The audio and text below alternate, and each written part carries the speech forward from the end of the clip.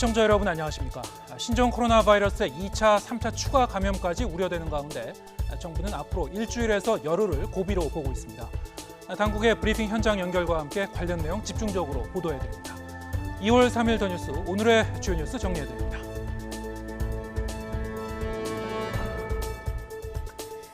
신종 코로나 확진 환자 15명에서 아직 추가 발생자는 나오지 않고 있습니다. 확진 판정을 받은 교민은 안정적인 상태에서 치료를 받고 있고 현재 격리 검사 환자는 87명입니다. 박능후 보건복지부 장관은 앞으로 일주일에서 열흘 정도가 신종 코로나 사태의 중요 고비가 될 것으로 진단했습니다. 확진 환자의 이동 경로와 접촉자 확인, 방역 등에 범정부적 역량을 집중한다는 방침입니다. 신종 코로나 확산을 막기 위한 개학 연기나 휴업도 잇따르고 있습니다. 서울과 경기, 전국의 유치원 390여 곳과 초중고 학교 90여 곳이 개학 연기나 휴업을 결정했습니다. 정부는 마스크 수요 급증에 따라 필요하면 긴급 수급 조정 조치를 취하기로 했고 경찰은 매점 매석 행위에 대해 수사에 나설 방침입니다.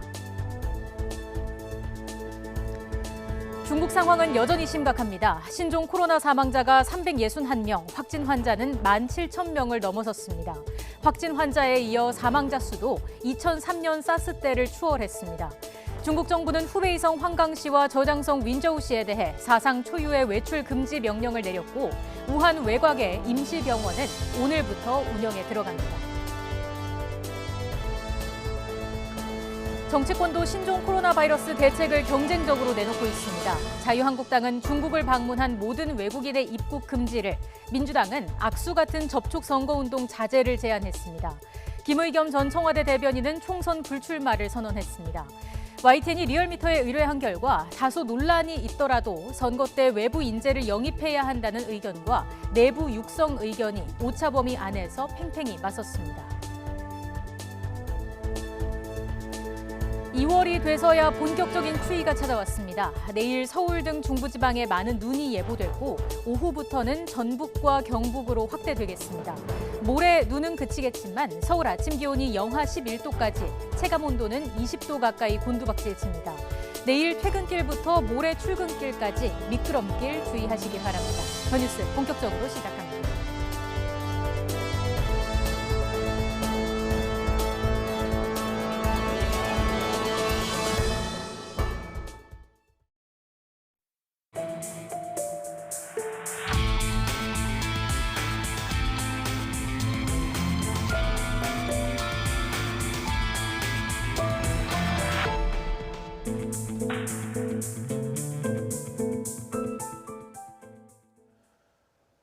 오늘 밤 자정, 그러니까 내일 0시부터 최근 2주일 이내에 중국 후베이성을 다녀온 외국인들의 입국이 금지됩니다. 정부는 항공권 발권 단계부터 체류 사실을 확인해서 입국을 통제할 계획입니다.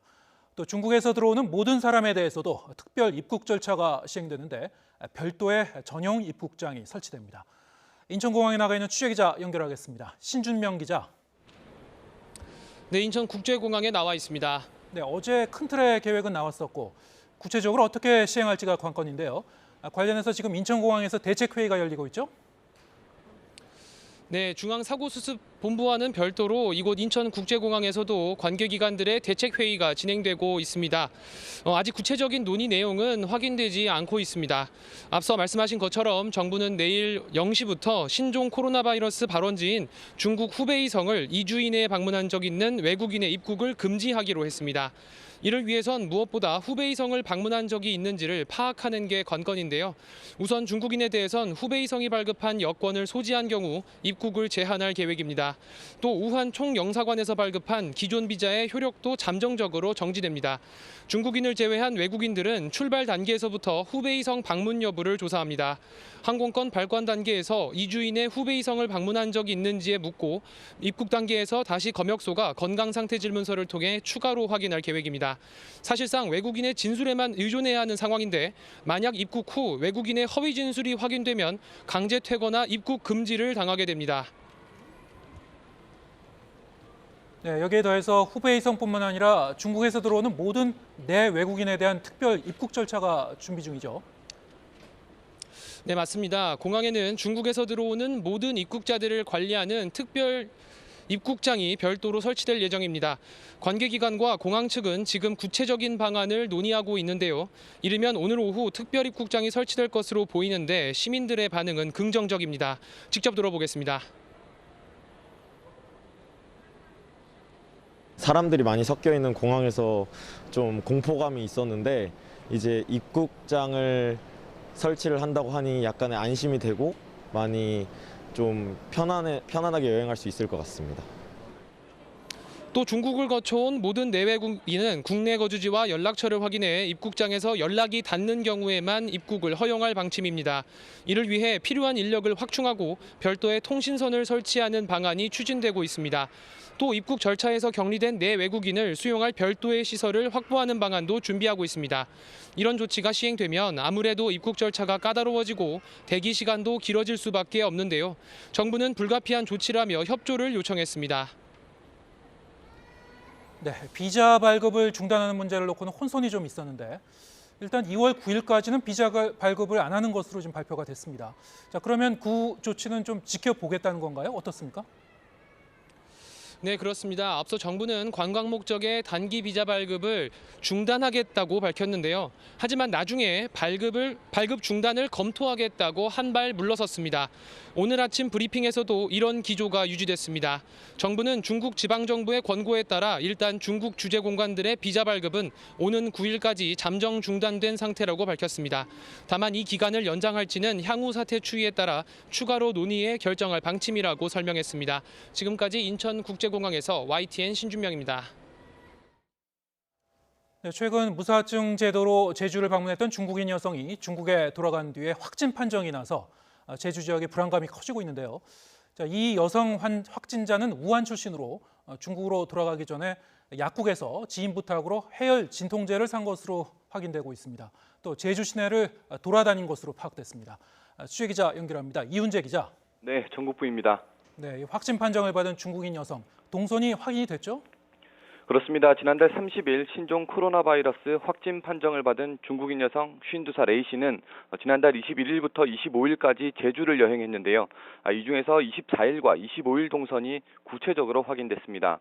25일은 호텔에서 나와 시내버스를 타고 공항으로 이동한 일정 외에는 없었습니다. 문제는 24일인데요. 오전 9시쯤 호텔에서 나와 시내버스로 천백고지 주변을 둘러봤습니다. 이후 공항에 있는 도주동 주변에서 점심을 먹고 주변을 여행한 것으로 확인됐습니다. 오후 6시 반부터 8시까지는 제주 도심을 활보했습니다. 외국인 관광객이 많이 찾는 누베마루 거리에서 약국과 옷가게, 편의점 등을 순서대로 다녀갔습니다. 네, 본인은 지인 부탁으로 약국에서 해열제를 샀다고 좀 말하고 있는 것 같은데 지금 사실관계가 어떻게 파악되고 있습니까? 네, A씨는 지난달 24일 제주시 연동에 있는 약국에서 해열 진통제를 구매한 것으로 확인됐습니다. 다만 제주도는 약사의 진술과 A씨 딸의 말을 종합한 결과 당시 이상 증상은 없었고 지인에게 주려고 기력회복제와 해열 진통제를 산 것으로 추정했습니다. 하지만 해열 진통제를 구매할 당시 A씨는 약사에게 휴대전화에 있는 사진을 보여주면서 같은 약을 달라고 요구한 것으로 알려졌습니다. 또 양저우 출신으로 알려졌던 A씨는 우한 출신으로 기차로 양저우까지 이동한 뒤 비행기로 제주로 들어온 사실도 뒤늦게 확인됐습니다. 이 때문에 A씨가 발열 등 신종 코로나 바이러스 감염 의심 증상을 갖고 여행했다는 의혹이 남아있는 상황입니다. A씨 이동 경로가 구체적으로 확인되면서 제주도는 자가격리 조치한 호텔 직원 5명 이외에 버스 운전기사와 옷가게 점원, 편의점 직원 등 4명을 추가로 자가격리하도록 했습니다. 또 편의점 정주 등 3명은 능동감시 대상자로 분류해 관리한다고 설명했습니다. 제주도는 지난달 22일 우도와 성산일출봉을 다녀간 경로, 23일 면세점 등을 다녀간 일정을 면밀히 파악해 추가로 공개할 방침입니다. 네, 이제 무사증 제도 일시 중단을 앞두고 있는데 지금 제주 분위기는 어떻습니까? 네, 정부는 비자 없이 여권만으로 입국이 가능한 무사증 입국 제도를 내일 0시부터 일시적으로 중단하기로 했습니다. 대상은 신종 코로나 바이러스가 발병한 중국을 포함한 모든 국가입니다. 여기에 중국인에게 관광 목적으로 단기 비자 발급 중단도 검토하기로 해 제주에는 중국인 관광객 입국이 사실상 금지될 전망입니다. 지난해 기준 비자 없이 제주를 찾은 중국인은 107만 명에 이르는 것으로 확인됐습니다. 이러다 보니 신종 코로나 바이러스 발병 이후 제주도 내에서는 무사증 제도를 중단해야 한다는 여론이 높았는데요. 무사증 제도를 일시 중단하기로 하면서 제주 주민과 내국인 관광객의 우려가 조금은 줄어들 수 있을 것으로 보입니다. 지금까지 전국부에서 YTN 이윤재입니다. 네, 이번에는 신종 코로나 국내 확산 상황이 어떤지 짚어보겠습니다.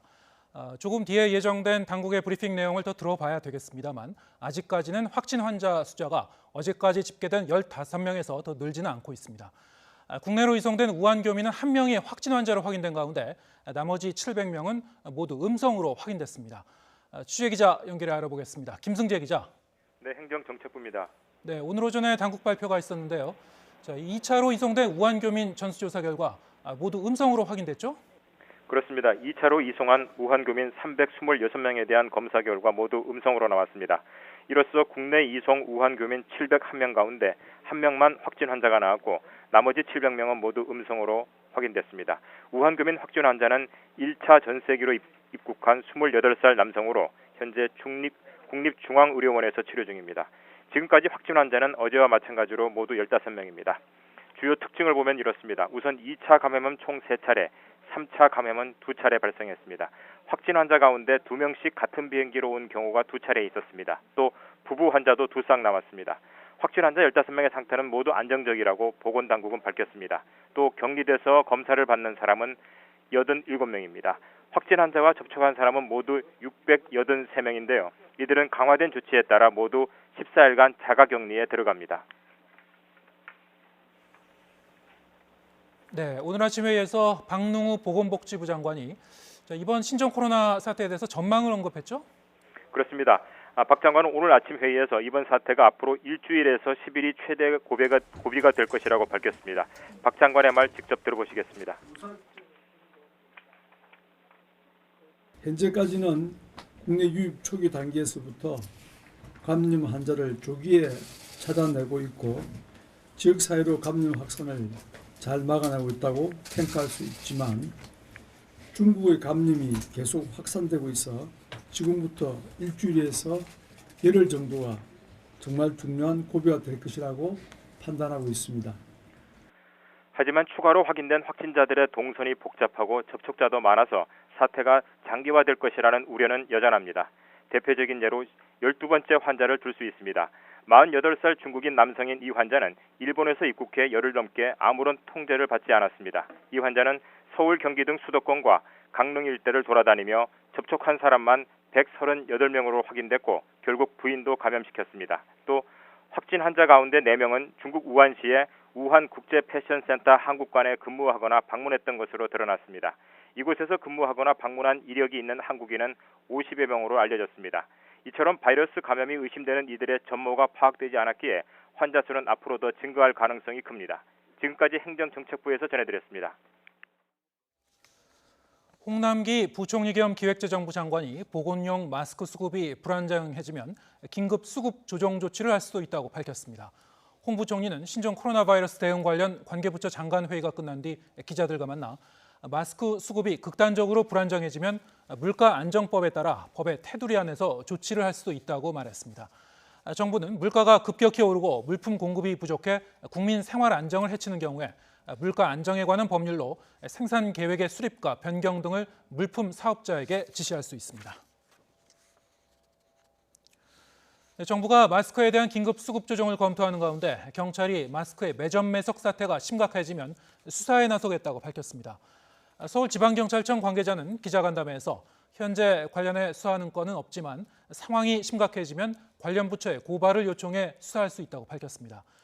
관련 법을 보면 매점 매석을 하다가 적발되면 2년 이하의 징역 또는 5천만 원 이하의 벌금을 물 수 있고 기획재정부 장관 고발이 있어야 공소 제기가 가능합니다. 이번엔 중국으로 가보겠습니다. 신종 코로나 바이러스 감염증으로 인한 중국 내 사망자가 361명으로 증가하면서 2003년 사스 사망자를 넘어섰습니다. 중국 국가위생건강위원회는 오늘 0시 현재 전국 31개 성에서 신종 코로나 누적 확진자는 1,705명, 사망자는 361명이라고 발표했습니다. 확진자는 하루 전보다 2,829명, 사망자는 57명 늘어난 사망자 57명 가운데 56명이 발병지인 우한을 포함한 후베이성에서 나왔습니다. 중국은 바이러스와 총력전에 나섰지만 아직 기세를 꺾지 못하고 있습니다. 조금 전에 우리 정부가 최대 고비를 앞으로 일주일에서 열흘 정도로 보고 있다고 전해드렸습니다만 중국 내에서는 앞으로 2주 정도 더 확산세가 지속될 수 있다는 전망도 나오고 있습니다. 베이징 연결합니다. 강성호 특파원. 네, 중국 베이징입니다. 네, 무엇보다 중국에서의 확산세가 빨리 가라앉아야 할 텐데요. 앞으로 2주 정도 더 간다는 얘기는 어디서 나온 겁니까? 네, 중국의 권위 있는 전염병 전문가인 중난산 공정원 원사의 예측입니다. 중난산 원사는 중국의 신종 코로나 바이러스가 아직 상승기에 있으며 앞으로 10일에서 2주 정도 사이에 절정에 이를 것이라고 전망했습니다. 또 중국 전역에서는 아니겠지만 일부 지역에서는 국지적으로 폭발적으로 발생할 가능성도 있다고 말했습니다. 이 중난산 원사는 지난 2003년 사스 퇴치에 공을 세워서 중국인들에게 아주 신뢰가 높은 호흡기 전염병 전문가입니다. 그런데 중난산 원사는 6일 전인 지난 28일 당시에는 앞으로 일주일이나 열흘 정도가 절정이 될 것이다, 이렇게 예측한 적이 있습니다. 그런데 오늘자 중국 매체 보도를 기준으로 하면 기간을 다시 10일이나 2주라면서 더 늘려잡은 셈입니다. 아무래도 6일 전보다 지금 예측이 더 맞을 건데요. 최고의 전문가들조차 이렇게 예측하기가 어려운 상황입니다. 홍콩의 한 전문가는 중국 우한 지역에서만 신종 코로나 감염자가 지난 25일 기준으로 이미 7만 5천 명이 넘었다, 이런 분석을 내놓기도 했습니다. 네, 아무래도 일단 우한과 후베이 지역의 확산세가 가장 심한데 여기에 대해서 좀 어떻게 대응하고 있습니까? 네, 중국 보건당국도 이 진원지인 우한과 후베이를 진정시키는 것을 우선 목표로 하고 있는 모습입니다. 오늘부터 이제 우한시 외곽에 지은 1000병상짜리 임시 야전병원이 환자를 받기 시작했습니다. 그리고 여기다 군 의료진 1,400명을 투입해서 중환자를 살려내는데 일단 집중하고 있습니다. 그리고 목요일에 이제 1,500병상짜리 임시병원이 하나 더 문을 열 예정입니다. 하지만 임시병원을 짓기 시작했을 때와 비교해서 지금 우한 지역 상황은 훨씬 더 열악해졌기 때문에 이 정도로 감당이 될지는 여전히 불투명합니다. 중국 관영신화통신은 이런 조립식 야전병원을 중국 전역에 짓는 것을 확대할 것이라고 보도했습니다. 우선 수도 베이징에도 과거 2003년, 그러니까 17년 전에 지었던 샤오탕산 임시병원을 개조하고 있는데 이번 주 안에 문을 열 것으로 보입니다. 또 남부 푸젠성, 또 최북단 헤이룽장성의 하얼빈시에도 현재 이런 임시병원을 짓기 시작했습니다. 네, 사실 지금 그 중국 전역에 지금 퍼진 상태고요. 우한과 후베이 이외의 지역에서도 확진자가 많이 나왔는데, 자, 어느 지역이 심합니까? 전체 31개 성시 자치구 가운데 18개에서 이미 확진자가 각각 100명을 넘어섰습니다. 확진자가 500명이 넘게 발생한 곳도 네 곳이나 되는데 저장성, 광둥성, 허난성, 후난성 등입니다. 대부분 우한과 거리가 가깝거나 조금 멀더라도 교류가 많은 지역입니다. 사망자의 경우 아직 우한과 후베이 지역에서만 거의 97%가 나왔고 이 외의 지역은 3%를 차지하고 있습니다. 이곳 수도 베이징은 확진자가 190여 명 수준이고 사망자가 1명 발생했습니다. 춘제 연휴에 고향을 갔던 사람들도 이제 어느 정도 귀경을 한 상태입니다. 따라서 이 대도시에서도 접촉과 감염의 가능성은 높아진 상태입니다. 지하철역은 물론이고 아파트 단지 출입구에서도 발열 검사를 시작하는 곳이 늘고 있습니다. 만약에 체온이 높다면 언제든지 곧바로 격리 조치가 될 수 있는 상황입니다.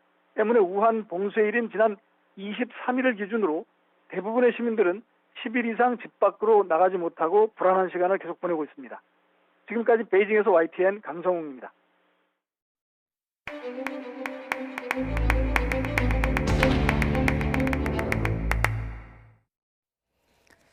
신종 코로나 바이러스 감염증 확산을 둘러싸고 정치권은 연일 경쟁하듯 대책을 내놓고 있습니다. 자유한국당은 중국을 방문한 모든 외국인의 입국을 금지해야 한다고 강조했고 더불어민주당은 여야가 함께 접촉 선거 운동을 자제하자고 주장했습니다. 국회 취재기자 연결합니다. 최기성 기자. 네, 국회입니다. 네, 한국당은 정부가 발표한 조치보다 더 강력한 대책을 촉구했군요. 네, 한국당은 어제 정부가 발표한 후베이성 방문자 입국 제한 조치가 부족하다는 입장입니다. 황교안 대표는 오늘 회의에서 늑장 부실 대응이라고 평가한 뒤 중국 전역을 방문한 모든 외국인 입국을 전면 제한해야 한다고 했습니다. 이어 최근 중국인 관광객이 마스크를 싹쓸이해 품귀 현상이 빚어졌다며 대응책도 제시했습니다. 우리 마스크, 우리 국민이 먼저 충분히 써야 합니다. 국내 마스크 해외 판매를 자제하고 외국인 관광객의 구매 수량 및 반출을 엄격히 제한해야 합니다. 심재철 원내대표는 중국인 국내 입국을 금지하자는 청원이 이미 65만 명을 넘어섰다고 언급하면서 이게 진짜 민심이라고 했습니다. 네, 민주당은 한국당과는 결이 조금 다른 대책을 내놓고 있죠.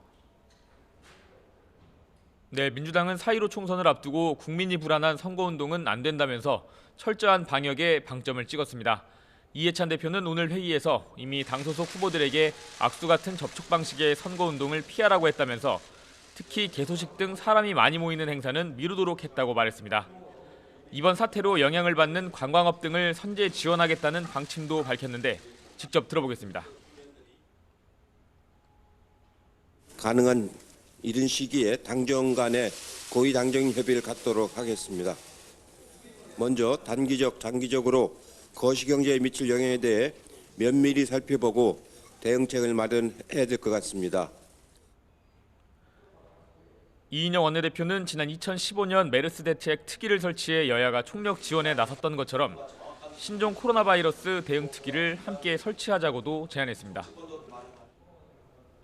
네, 총선 관련 소식도 알아보겠습니다. 부동산 투기 논란에 휩싸였던 김의겸 전 청와대 대변인이 결국 불출마 의사를 밝혔다고요. 네, 김 전 대변인은 자신의 SNS에 문재인 정부의 성공과 군산 경제 발전을 위해 일해보고 싶어 몸부림쳐봤지만 이제는 멈춰설 시간이 된 듯하다고 썼습니다. 또 민주당이 총선에서 압승해 문재인 정부를 든든하게 뒷받침해주길 간절히 기원한다고도 적었습니다. 이어 별개로 11시부터 진행되고 있는 검증위원회 회의에서는 청와대 하명수사 의혹 등으로 재판에 넘겨진 송병기 전 울산 경제부 시장의 적법 여부 판정에 대해서 결론이 날 전망입니다. 총선을 앞두고 당내 잡음이 끊이지 않고 있는 건데 블랙리스트 문건에 이름이 없다는 의혹을 받는 영입인재 이수진 전 판사가 입장을 내놨습니다. 이 전 판사는 자신도 사법농단 피해자로서 진술했기 때문에 검찰이 블랙리스트에 넣고 안 넣고는 상관이 없다고 일축했습니다. 사법개혁의 의지를 더 보이고 검찰개혁 의지를 보이고 있기 때문에 그걸 저지하는 분들이 그렇게 억지를 지금 현재 부리고 있는 게 아닌가. 또 자신이 씩씩하게 지역구에 가겠다고 했는데 비방이 커지는 지금은 비례대표라도 나가야 하나 생각하긴 한다고 덧붙였습니다. 지금까지 국회에서 전해드렸습니다. 문재인 대통령은 우한 현지에서 교민 수송과 교민 안전을 위해 최선을 다하고 있는 우한 총영사관 이광호 부총영사와 정다운 영사에게 전화를 걸어 격려했습니다. 한정우 청와대 부대변인은 문재인 대통령이 오늘 오전 20여 분간 가진 통화에서 총영사관 직원 모두의 노고에 깊이 감사하며 국민들도 모두 감동하고 있다고 전했다고 밝혔습니다. 문 대통령은 이어 한인회의에도 각별한 감사의 인사를 전해달라면서 화물기 운항 시에 현지에서 필요한 물품들이 공관에 잘 전달될 수 있도록 조치하겠다고 말했습니다. 신종 코로나 바이러스 확산 사태 속에 문재인 대통령의 국정수행 부정평가가 50% 선을 넘었습니다. 또 여야 정쟁에 대한 반감이 커지면서 더불어민주당과 자유한국당 지지율도 동반 하락했습니다. YTN이 여론조사기관 리얼미터에 의뢰해 조사한 1월 5주차 주간 집계를 보면 문재인 대통령 국정수행에 대한 긍정평가는 지난주보다 2%포인트 내린 45%, 부정평가는 0.4%포인트 오른 50.3%를 보였습니다. 또 정당 지지율은 더불어민주당은 1.9%포인트 떨어져 38.5%를 기록했고 자유한국당도 2.8%포인트 하락한 29.3%로 집계됐습니다. 바른미래당은 소폭 하락한 3.5%, 새로운 보수당은 3.8%로 변화가 없었습니다. 대한신당이 1.2%, 정의당은 5.6%를 기록했고 민주평화당 1.6%, 우리공화당은 1.4%로 집계됐습니다. 리얼미터 측은 신종 코로나 바이러스 확산 사태에도 정쟁을 이어간 여야를 향한 국민평가가 담겨 있는 것으로 보인다고 분석했습니다. 이번 조사는 지난 1월 28일부터 31일까지 나흘 동안 전국 19세 이상 유권자 2,511명을 대상으로 진행됐고 표본 오차는 95% 신뢰 수준의 플러스 마이너스 2.0%포인트입니다. 자세한 내용은 리얼미터나 중앙선거 여론조사 심의위원회 홈페이지에서 확인하실 수 있습니다.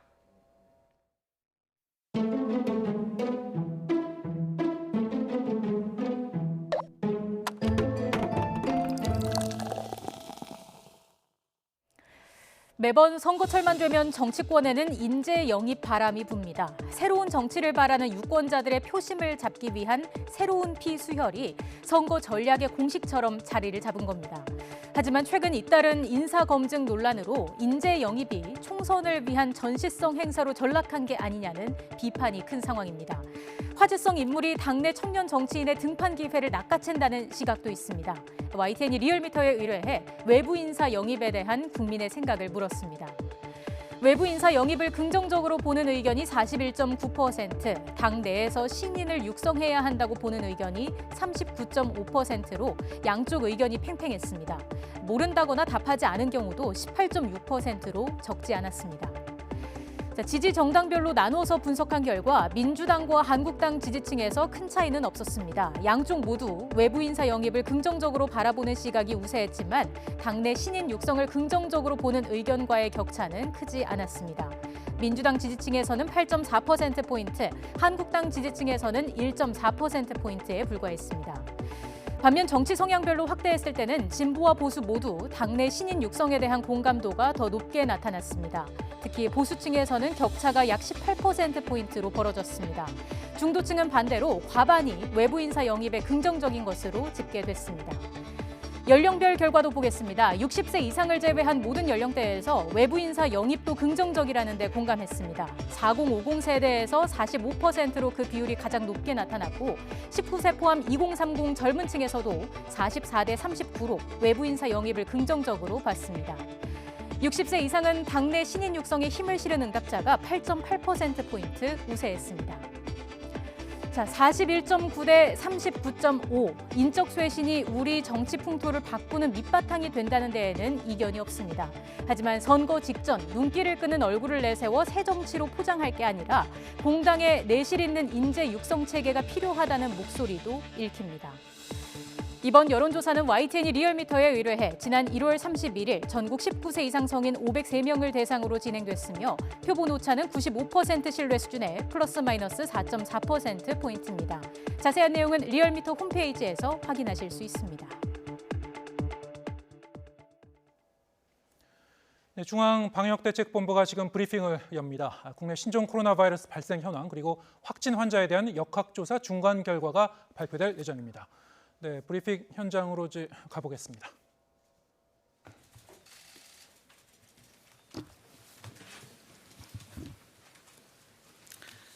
신종 코로나 바이러스 감염증 대응에 대해서 말씀드리겠습니다. 질병관리본부 중앙방역대책본부는 2월 2일 발표된 신종 코로나 바이러스 감염증 조치 계획 후속 조치로 신종 코로나 바이러스 감염증 대응 지침을 일부 변경하여 2월 4일부터 적용하도록 하겠습니다. 우선 밀접 접촉자와 일상 접촉자를 구분하던 종래의 접촉자 구분을 폐지하고 일괄 접촉자로 구분한 뒤 모두 자가격리 조치를 하도록 하겠습니다. 이에 따라 확진 환자와 유증상기의 2m 이내의 접촉이 이루어진 사람, 확진 환자와 폐쇄 공간에서 마스크를 쓰지 않고 기침을 한 경우 그 같은 공간에 있었던 사람 등은 역학조사관의 판단에 따라서 접촉자로 분류가 되게 됩니다. 자가격리자에 대해서는 지자체 공무원을 1대1 담당자로 지정해서 지원하도록 하겠습니다. 또한 자가격리가 필요한 접촉자의 정보를 지자체 소속기관 소관부서에 제공하여 적극적인 조치 및 협력이 이루어지도록 하겠습니다. 중앙방역대책본부는 또한 20년 2월 3일 오전 9시 현재 총 490명의 조사 대상 유증상자에 대해 진단검사를 시행하였습니다. 금일 추가로 확진된 환자는 없어 확진 환자는 총 15명입니다. 414명이 검사 음성으로 확인되어 격리 해제되었으며 현재 61명은 검사가 진행 중입니다. 감염자 중에 중국 우한시로부터 유입된 것으로 추정되는 사례는 9명이며 일본에서 확진 환자와의 접촉 후에 유입된 것으로 추정되는 사례가 1명으로 국외에서 유입된 환자가 10명입니다. 그 외에 국내에서 2차적으로 감염된 사례는 5명입니다. 총 15명의 환자 중 남성이 10명을 차지했고 평균 연령은 42.9세로 비교적 젊은 층이었습니다. 확진 환자의 상태는 전반적으로 안정적이며 지속적으로 모니터링을 하면서 치료를 지속을 하고 있습니다. 중증 환자는 현재는 없는 상태입니다. 접촉자는 913명, 밀접 접촉자는 그중에 414명이 지속적으로 모니터링 중이며 이 중 5명이 확진 환자로 분류된 바가 있습니다. 현재까지 진행된 14번, 15번 환자에 대한 이동 경로 등 역학조사 경과도 말씀을 드리겠습니다. 14번째 확진자는 12번 확진자의 가족으로 배우자로 2월 2일 확진되어 분당 서울대병원에 입원 중입니다. 환자는 증상 발현 후에 12번째 확진자와 함께 의료기관, 대형마트 등을 방문하였습니다. 12번 확진자와 동선이 동일합니다. 12번째 환자와 동선이 일치하는 곳은 이미 접촉자 조사와 방역 조치가 완료된 상태이며 추가 조사가 진행 중입니다. 15번째 확진자의 접촉자는 현재까지 12명으로 확인되었고 접촉자는 자가격리 등 조치 중입니다. 환자는 우한 소재의 의류상가 일명 더 플레이스에서 매장을 운영하고 있었으며 이 과정에서 기존의 3번째, 7번째 환자는 해당 상가에서 근무를, 8번째 확진 환자는 해당 상가를 종종 방문한 적이 있다고 하는 등 4명의 환자 모두 상가 4층에 근무 또는 방문한 적이 있다는 공통점을 확인하였습니다. 다만 15번째 환자는 4번째 확진자의 항공기 접촉자로도 확인되어 1월 29일부터 자가격리 중이었으며 입국 이전 및 자가격리 이전에도 증상은 없었다고 하였습니다. 2월 1일 증상 발현 이후에는 보건소 선별진료소를 방문하고 격리 조치된 후에 확진되었습니다. 중국 우한으로부터 2월 1일 2차 임시 항공편으로 입국한 교민들의 일제 진단검사 결과를 말씀드리겠습니다. 2차 입국 대상자는 333명으로 당초에 증상을 호소하던 7명은 병원으로 이송되어 검사를 시행하였고 모두 333명 모두 음성으로 확인되었습니다. 이에 따라 2번에 걸친 이송 교민 총 701명에 대한 일제검사 결과 확진 환자는 1명이 발견되어 현재 국립중앙의료원으로 입원 치료 중이십니다. 격리 대상자들은 입국일로부터 14일간 격리 기간이 종료되면 한 차례 더 일제 검사를 시행한 후에 격리를 해제할 예정입니다. 또한 격리 기간 중에는 하루에 2번씩 체온과 증상을 모니터링하고 유증상이 의심되는 경우에는 바로 격리병상으로 이송하여 확진 검사를 더 진행을 할 계획입니다. 추가적으로 추가 검사가 이루어진 그 교민들은 없으셨습니다. 지역사회 전파를 차단하기 위해서는 조기 발견이 가장 중요합니다. 최근 14일 이내에 중국을 여행한 경우는 가급적 외부 활동을 자제하시고 손 씻기 및 기침 예절을 준수하는 한편 발열, 호흡기 증상이 발생하는 경우에는 선별진료소의 진료를 받거나 1339 콜센터의 상담을 받아주시기를 당부를 드립니다. 최근 14일 이내에 중국 우한시 더 플레이스 상가에서 근무 또는 방문한 적이 있으신 분은 감염 있으신 분 중에 감염이 의심되는 분은 가까운 선별진료소를 통해 신고해 주실 것을 당부드립니다. 의료기관과 약국은 수진자 자격조회, ITS, DUR 등을 통해 내원 환자의 해외 여행력을 철저히 확인해 주시기를 부탁을 드립니다. 일반 국민들께서도 손 씻기와 기침 예절 준수 등 일상생활에서의 감염병 예방 수칙을 지켜주실 것을 당부를 드립니다. 이상입니다. 네, 질의 답변에 앞서서 금일 브리핑 자료는 14시 기준의 자료이며 추가 역학조사 등에 따라서 수정 보완될 수 있음을 먼저 말씀드립니다. 그럼 질의 있으신 기자님들 손들어 주시면 순서대로 진행하겠습니다. 먼저. 네. 예, 저 JTBC 박유미입니다. 그 4명의 환자가 같이 있었다고 하는 곳으로 더 플레이스 4층을 언급을 하셨는데 일단 그 한국인 확진자 말고도 중국 내에서 중국인한테도 좀 그런 감염 증상이 있었는지 중국 당국에 좀 확인을 했는지가 궁금하고요. 그리고 이제 그 어제 장관님이 어쨌든 그 기존 코로나랑 달리 뭐 무증상 경증 환자의 전파 가능성이 좀 높다고 언급하신 부분 그동안은 좀 질본에선 부인을 해왔는데 근거가 될 만한 부분을 좀 찾으셨는지 좀 설명 부탁드리고요. 그리고 일본 보도를 보니까 일본 전문가는 어쨌든 이번 그 코로나가 전염성은 강한데 증상은 좀 가벼운 것 같다라고 얘기를 했는데 지금 확진자들 상태를 봐도 전반적으로 좀 위중한 분들은 없는 것 같아서 우리 그 질본에서도 그렇게 좀 판단을 하시는지 설명 부탁드립니다. 네, 그 중국의 더 플레이스라는 그런 상가에 대해서는 지금 저희 조사로는 뭔가 공통점이 발견이 됐고요. 세 분은 4층에 근무를 하시는 분이고요. 한 분은 1층에서 근무를 하시는데 주로 4, 5층 화장실을 이용하셨다 그래서 공통된 연간 분모가 일단은 4층이고 더 넓게 보면 그 더 플레이스라는 그런 공간적인 확인입니다. 우한시에서 입국하여 확인된 환자 9명 중에 4명이 이제 공통된 장소에서 근무를 하셨기 때문에 이 부분에 대해서는 저희가 중국하고 협조해서 계속 조사가 진행 중인데 그렇게 중국 당부가 이렇게 세부적인 공간에 대한 노출력까지의 정보를 갖고 있지는 않습니다. 그래서 저희는 입국하신 교민분들을 중심으로 해서 상인회 그리고 총영사관을 통해서 계속 이 사항에 대한 것을 공지하였고 지속적으로 여기하고 관련된 분들에 대한 관리와 검사와 그런 것들을 진행하도록 하겠습니다. 그 두 번째 질문은 무증상 시기의 감염력에 대한 부분을 말씀하셨는데 우리나라의 확진 사례들은 대부분 초기에 발견된 사례들이 굉장히 많습니다.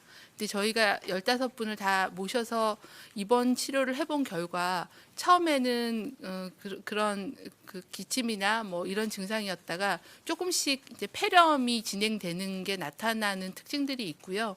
X선상에 잘 안 보이던 폐렴에 CT를 찍어보면 나오기도 하고 또 그러다가 진행이 되기도 하고 그래서 저희가 그런 무증상에 대한 감염력은 아직은 더 많은 근거들이 좀 쌓여야 되지만 독일의 사례나 뭐 다른 나라의 사례들의 보고들에 의하면 가능성이 있다라고 제기를 하기 때문에 그리고 무증상기에 감염력이 있다고 하면 저희는 입국 금지가 이제 가장 주요한 그런 조치라고 판단이 돼서 현재 가장 위험이 그 환자가 많이 생기고 있는 후베이성을 중심으로 해서 점차 확대 나가는 그런 계획을 정부에서 만든 겁니다. 그리고 현재 질병의 특성에 대해서는 저희가 한번 저희 환자 15명의 환자의 특성을 좀 그 입원 치료하시는 그 전문가 선생님들을 한번 모실 기회를 만들려고 합니다. 제가 들은 바로는 호흡기 증상과 폐렴이 X선상에 나타나는 폐렴의 증상은 훨씬 심각한데 환자들은 그렇게 증상을 많이 호흡기 증상을 호소하거나 심하지는 않다라는 그런 말씀을 주셔서 15사례에 대한 임상적인 특징을 좀 정리해서 한번 중간 보고를 드리는 그런 시간을 갖도록 하겠습니다. 아직은 이 신종 코로나 바이러스 감염증이 아시다시피 신종이기 때문에 밝혀져야 될 그런 부분들이 많다. 하지만 안전하게 방역을 하기 위해서는 현재까지 나와 있는 일부의 근거를 기준으로 해서 좀 더 안전한 접근들을 하기 위한 조치라고 보시면 될 것 같습니다. 네, 그럼 다음 질문 있으신 기자님, 네, 임재희 기자님. 네, 유시스 임재희 기자입니다. 그 대응 지침을 내일부터 적용하신다고 했는데 그 사례정의 관련해 가지고요. 이제 중국에서 입국하신 분들은 발열이나 기침 등 증상이 있으면 검사를 받을 수 있게 한다고 돼 있는데 그거는 정확히 어떻게 정리가 되는지 궁금합니다. 네, 저희가 내일 지침을 개정하는 거는 접촉자 관리 방법에 대해서 일단 변경을 해서 하나로 통합해서 자가격리하는 거와 1:1 담당자를 선정해서 좀 더 집중 관리하겠다는 내용은 내일부터 적용이 되는 거고요. 사례 정의를 개정하는 부분은 현재 전문가들하고 사례 정의에 대한 논의를 하고 있습니다.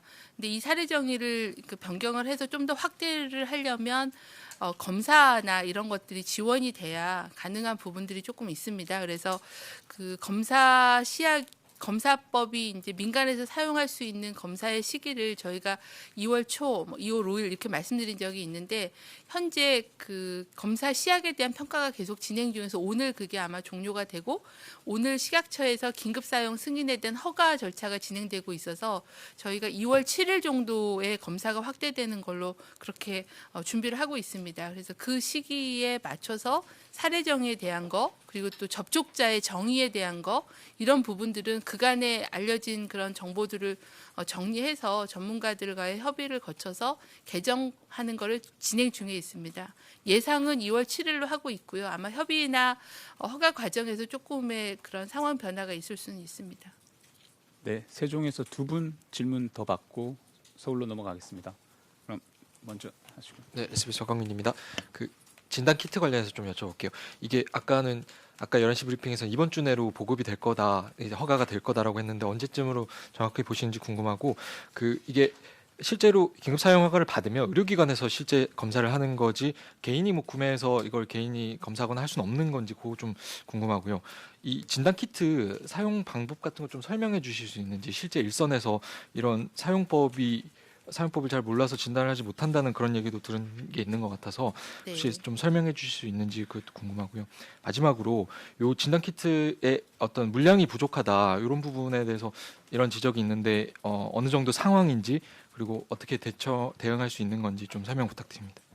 지금 이제 좀 전에 설명드린 것처럼 진단 키트라고 해서 약간 오해가 있으신 것 같습니다. 저희가 인플루엔자 신속 검사 키트나 임신 반응 검사 키트처럼 본인이 그거를 이렇게 하거나 바로 그 자리에서 결과가 나오는 그런 키트 신속 진단법하고 조금 혼동하실 수는 있는데 저희가 지금 만들고 있는 거는 PCR 장비에 쓰는 씨앗 키트를 얘기를 하는 겁니다. 그래서 거기에 적합하게 만드는 거고 그 씨앗에 대한 질평가, 품질 평가를 지금 진행 중에 있는 겁니다. 그래서 이 검사를 하는 거는 민간 개인이 그 검사를 하거나 의료기관에서 그거를 직접 하거나 그러기는 신속 진단 키트는 아니고 PCR 진단 씨앗 키트를 개발한다 해서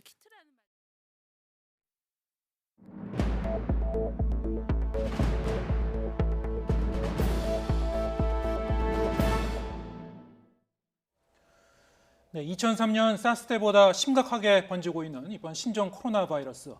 정부는 앞으로 열흘을 고비로 보고 차단 방역에 총력을 기울이고 있습니다. 내일부터는 중국 후베이성을 거친 외국인의 입국도 금지하기로 했는데 실효성에 의문도 제기됩니다. 국내 세 번째 확진 환자가 격리돼 치료를 받고 있는 한양대 명지병원 가정의학과 신현영 교수와 함께 자세한 이야기 나눠보겠습니다. 안녕하십니까? 안녕하세요.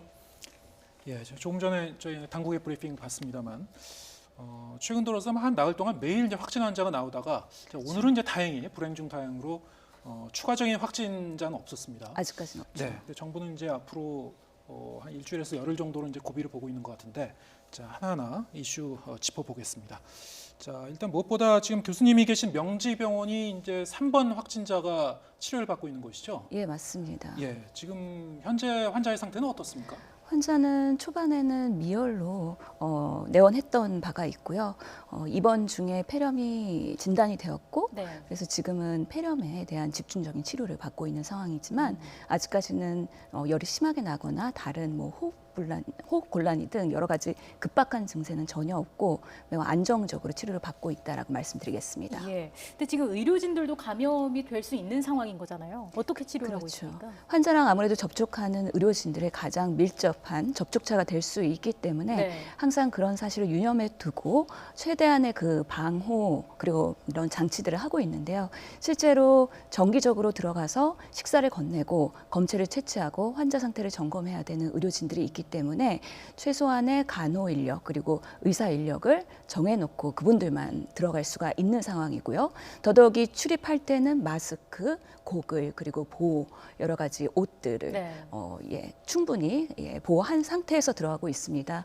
그렇기 때문에 아직까지 그런 우려는 사실 저희가 메리스에서도 경험을 해봤기 때문에 크게 하시지는 않아도 되지만 항상 이런 감염에 노출될 수 있다는 스트레스 이런 것들에는 항상 주의를 하고 있는 부분이 있습니다. 저희 명지병원에도 이제 선별 진료소가 이제 설치가 된 거죠? 예, 맞습니다. 네.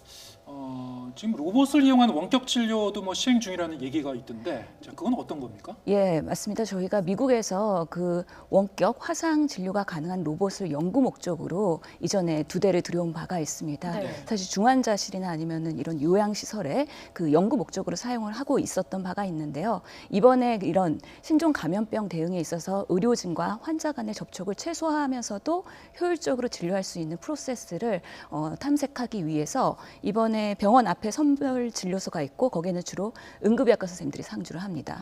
하지만 탁과의 협진이 필요한 경우, 예를 들어서 감염내과나 호흡기내과 선생님들의 진료가 필요한 경우에 환자와 직접적으로 화상, 원격 진료를 시도하면서 어떤 것들의 효과성이나 안전성이 있는지 확인을 해보고 있는 중입니다. 예, 지금 상황이 이렇다 보니까 병원에 대한 두려움이 클 수밖에 없는 상황인데 일반 환자들이 방문을 해도 큰 문제는 없는 거죠? 예, 그렇습니다. 저희가 저희 의료진들도 다 병원 내에서 여러 가지 활동을 하고 있고요. 환자들도 저희가 출입할 때 철저하게 증상과 여러 가지 여행력들을 체크하고 있습니다. 그만큼 의심이 되거나 뭔가 위험 요소가 있으신 분이라면 선별시설로 가기 때문에 병원 내에서의 그런 뭔가 바이러스나 이런 거에 노출에 대한 우려는 없을 수 있지만 그럼에도 불구하고 이럴 때는 꼭 필수 진료를 받으셔야 되는 환자분들이 주로 이용하시는 것도 하나의 방법이다라고 말씀드리겠습니다. 네. 자, 이제 앞으로 이 바이러스가 뭐 어떻게 확산될지가 정말 이제 관심사인데. 예. 자, 오늘 오전에 박능우 보건복지부 장관이 앞으로 일주일에서 열흘이 이제 고비라고 말을 했습니다. 자, 일주일에서 열흘이라고 하면은 이게 뭐 잠복기를 감안한 건가요? 좀 어떻게 설정한 걸로 보십니까? 글쎄요, 어떤 기준으로 말씀하셨는지는 좀 더 파악을 해봐야 되겠습니다만 지금 이제 보건복지부가 내일부터 이런 환자 사례 정의 그리고 접촉자 관리 이런 것들을 강화할 예정이잖아요. 네. 그리고 그런 검사하는 대상들에 대한 정도도 확대할 가능성이 높습니다. 네. 왜냐하면 이미 무증상 감염에 대해서 인정을 했기 때문에 증상이 있는 사람만 검사하는 것들이 사실은 조금 더 소극적인 검사 방법이지 않았을까에 대한 비난인데요. 그런 만큼 앞으로 검사 대상들이 확대가 되면 진단자들은 늘어날 가능성이 있거든요. 예. 그만큼 지금 15명에서 멈추고 있긴 하지만 예. 더 증가할 것을 예상해서 이것이 언제 더 적극적인 대응 방안에 대해서 효과를 발휘할지에 대한 그런 예상 시기가 아마 일주일에서 열흘 정도로 판단하지 않으셨을까 생각해 봅니다. 예, 지금 논란이 되고 있는 부분도 좀 짚어보겠습니다. 뒤늦게 확진 판정을 받은 중국인이 제주에서 해열제를 산 것으로 지금 알려지고 있는데 신종 코로나 바이러스의 경우에도 해열제를 먹으면 열이 좀 떨어지는 건가요? 그럴 수 있습니다. 보통 코로나 바이러스가 우리 감기 바이러스의 가장 원인이지 않습니까? 예.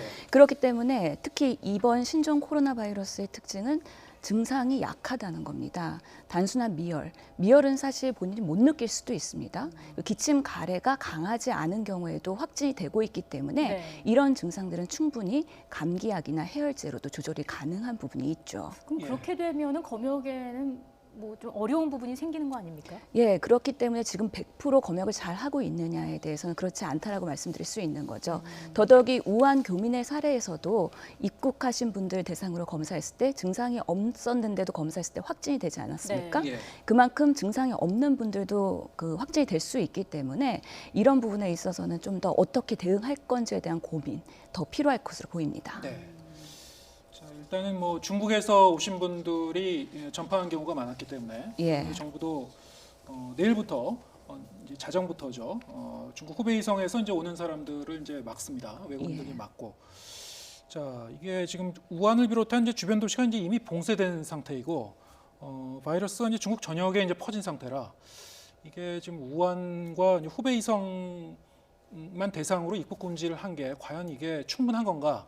여러 가지 뭐 의견이 좀 분분한 것 같습니다. 어떻게 보시는지요? 예, 의학적으로는 이렇게 신종 감염병이 국제적으로 전파되는 원인의 가장 큰 원인이 교통통신의 발달입니다. 예. 그렇기 때문에 이런 것들을 제한하는 것 자체가 의학적으로는 근본적인 예방 차단법인 것이죠. 예. 그러면서 지금 중국의 상황에서의 후베이성 외에도 다른 지역들로 전적으로 확산된 상황에서 후베이성만 제한한다. 그거는 조금 소극적인 대응이라고 할 수 있지만 예. 지금 그것을 함으로써 정책의 실효성을 보고 그다음에 필요하다면 좀 더 확대할 가능성이 있다고 하니까 네. 한번 지켜봐야 될 부분이라고 생각이 듭니다. 일단 지금까지 상황으로 봤을 때는 이번 조치가 의학적으로는 충분한 상황이다라고 보시는 건가요? 꼭 그렇지는 않습니다. 그 지역 외 다른 중국인들은 그럼 어떻게 할 것이냐라는 네. 부분에 있어서는 우리가 아직은 무방비인 거나 마찬가지거든요. 예. 그렇기 때문에 발생하고 빠르게 조기 진단해서 격리하는 것도 중요하긴 하겠지만 예. 이 원인이 될 수 있는 부분들을 어떻게 우리가 막을 수 있을지 선제적으로 해야 되는데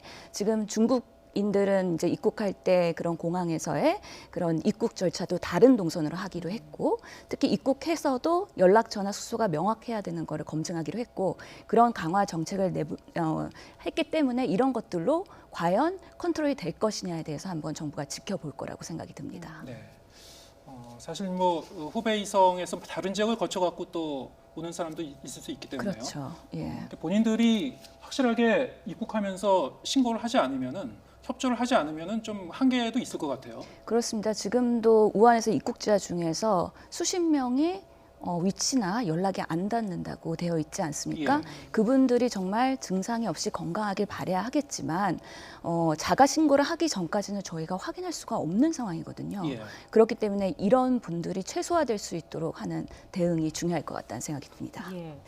이번 신종 코로나 바이러스가 확산하면서 가장 많이 언급됐던 단어 중에 하나가 바로 무증상 감염이 아닐까 싶은데 이 부분에 대해서도 좀 여쭙겠습니다.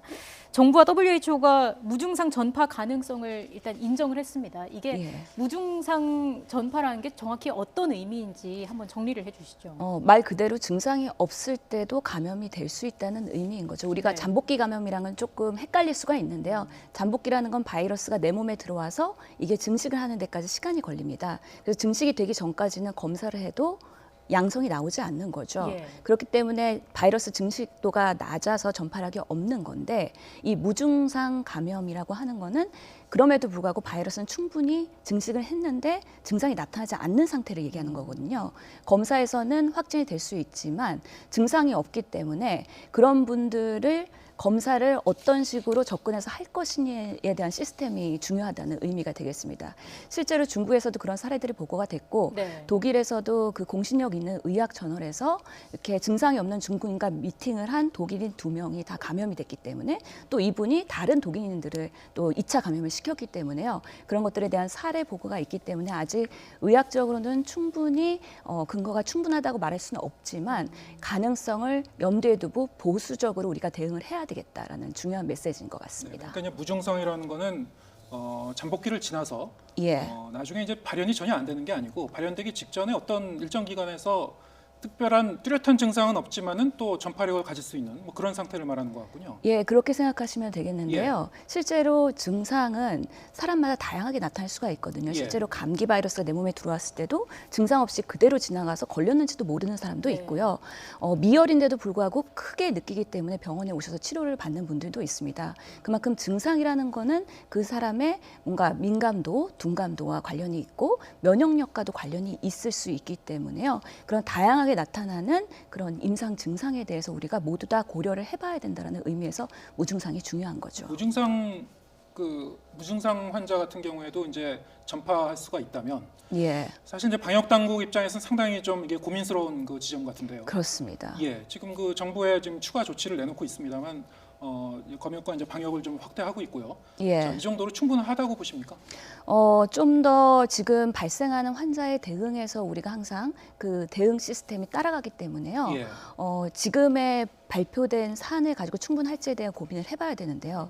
실제로 좀 전에 브리핑을 보면 사례 정의에 대해서 좀 더 전문가들과 논의해서 어디까지의 검사를 할 것인지에 대한 그 기준을 좀 더 강화하겠다고 얘기하지 않았습니까? 네. 그래서 좀 더 지켜볼 부분은 있긴 하지만 실제로 저 같은 경우에도 진료실에서 저 중국 갔다 왔는데요. 증상이 걱정이 돼서 검사를 해주세요라고 의뢰해서 오시는 분들은 우리가 무조건 다 검사를 할 것인지 아니면 자가격리를 먼저 권고하고 증상이 더 악화되거나 뭔가 접촉자가 있는 경우에만 할 것이지 이런 디테일한 사례 정의와 그때의 검사를 어떻게 할 것이냐에 대한 가이드라인과 매뉴얼이 좀 더 이게 공고히 되어야 되겠다라고 생각이 듭니다. 예, 알겠습니다. 자, 그리고 8번째 확진자의 경우에는 1차 검사에서는 음성이 나왔는데 2차 검사에서 양성 판정이 나왔습니다. 예. 그게 지금 뭐 검사 방식을 바꾼 게 원인이다 이런 지적도 나오고 있는데 어떻게 보시는지요? 원인은 사실 여러 가지를 다 감안해서 접근을 해야 되는데요. 우리가 보통 가래 검사를 하게 되면은 검체의 적절성에 대한 부분도 살펴봐야 되거든요. 우리가 보통 가래를 채취할 때 가래가 충분히 하지 않으면 또 이것을 가지고서는 검사를 음성이 나왔다고 해서 질병이 없다라고 얘기할 수는 없는 부분이 있습니다. 그렇기 때문에 예를 들어서 결핵 검사 같은 경우에도 우리가 가래 검사를 하게 되면은 2-3번 하게 되는데요. 그런 것처럼 한 번의 음성을 우리가 어떻게 신뢰를 얼마를 가지고 할 것이냐에 대한 고민을 해봐야 되는 부분은 있습니다. 그렇기 때문에 가래 채취의 적정성 그리고 검사 방법은 첫 번째 그리고 두 번째 검사가 다르긴 했었는데요. 그 검사는 아직까지는 그런 신뢰도를 갖고 있는 검사들이기 때문에 또 실제로 그 환자가 바이러스가 초기에는 양이 적었다가 나중에 다시 증식되면서 또 양성이 나왔을 가능성도 있어서 이런 케이스가 단지 한 사례이기 때문에 우리가 단언할 수는 없지만 앞으로는 조금 더 신중하게 음성이 나왔을 때 정말 음성일 것이냐에 대해서 우리가 고민을 해봐야 된다는 의미인 것 같습니다. 음성이 나왔다고 하더라도 추가적으로 한 번 더 확인할 필요도 있는 거군요. 예, 그렇기 때문에 우한 교민들도 14일간 격리돼 있으시면서 처음에 다 전수조사가 들어갔죠. 그리고 퇴소하기 직전에 전수 검사를 하겠다는 의미가 그런 의미로 비추어집니다. 자, 이 앞으로 이제 가장 큰 문제 중에 하나가 과연 이제 우리의 그 방역망 안에서 통제 가능할 것인가 이런 건데요. 지금 이제 지역사회 감염으로 확산될지 안 될지가 이제 상당히 좀 그 불안한 지점 아닙니까? 예. 그래서 이미 이제 2차 감염, 3차 감염자가 나왔기 때문에 여기서 뭐 추가로 이런 3차 감염자가 또 나올 건지 아니면 뭐 더 나가서 4차 감염자도 나올 건지 이런 게 이제 사실 초미의 관심사입니다. 어떻게 전망하시는지? 나올 수 있다고 봅니다. 실제로 지금 신종 코로나 바이러스는 사스나 메르스보다도 전파력이 강하고 또 무증상에서도 걸릴 수 있다고 가능성이 있기 때문에 이런 면에서는 밀접 접촉자들을 지금 계속 모니터링을 하고 있고 일상 접촉자 중에서도 양성 환자가 나온 만큼 이런 대상들이 또 양성으로 나올 수도 있고 또 우리가 지금은 이제 예측 가능한 환자들은 지금 촘촘히 검사를 하게 되면 조기에 발견이 가능하지만 우리 12번 환자라든지 그런 예측 못하는 그런 시스템에서의 허점들이 나오면 이런 분들이 돌아다니면서 또 문제가 될 수가 있기 때문에요. 이런 변수가 있을 수도 있다는 항상 가능성을 가지고서는 우리가 항상 대응을 해야 된다.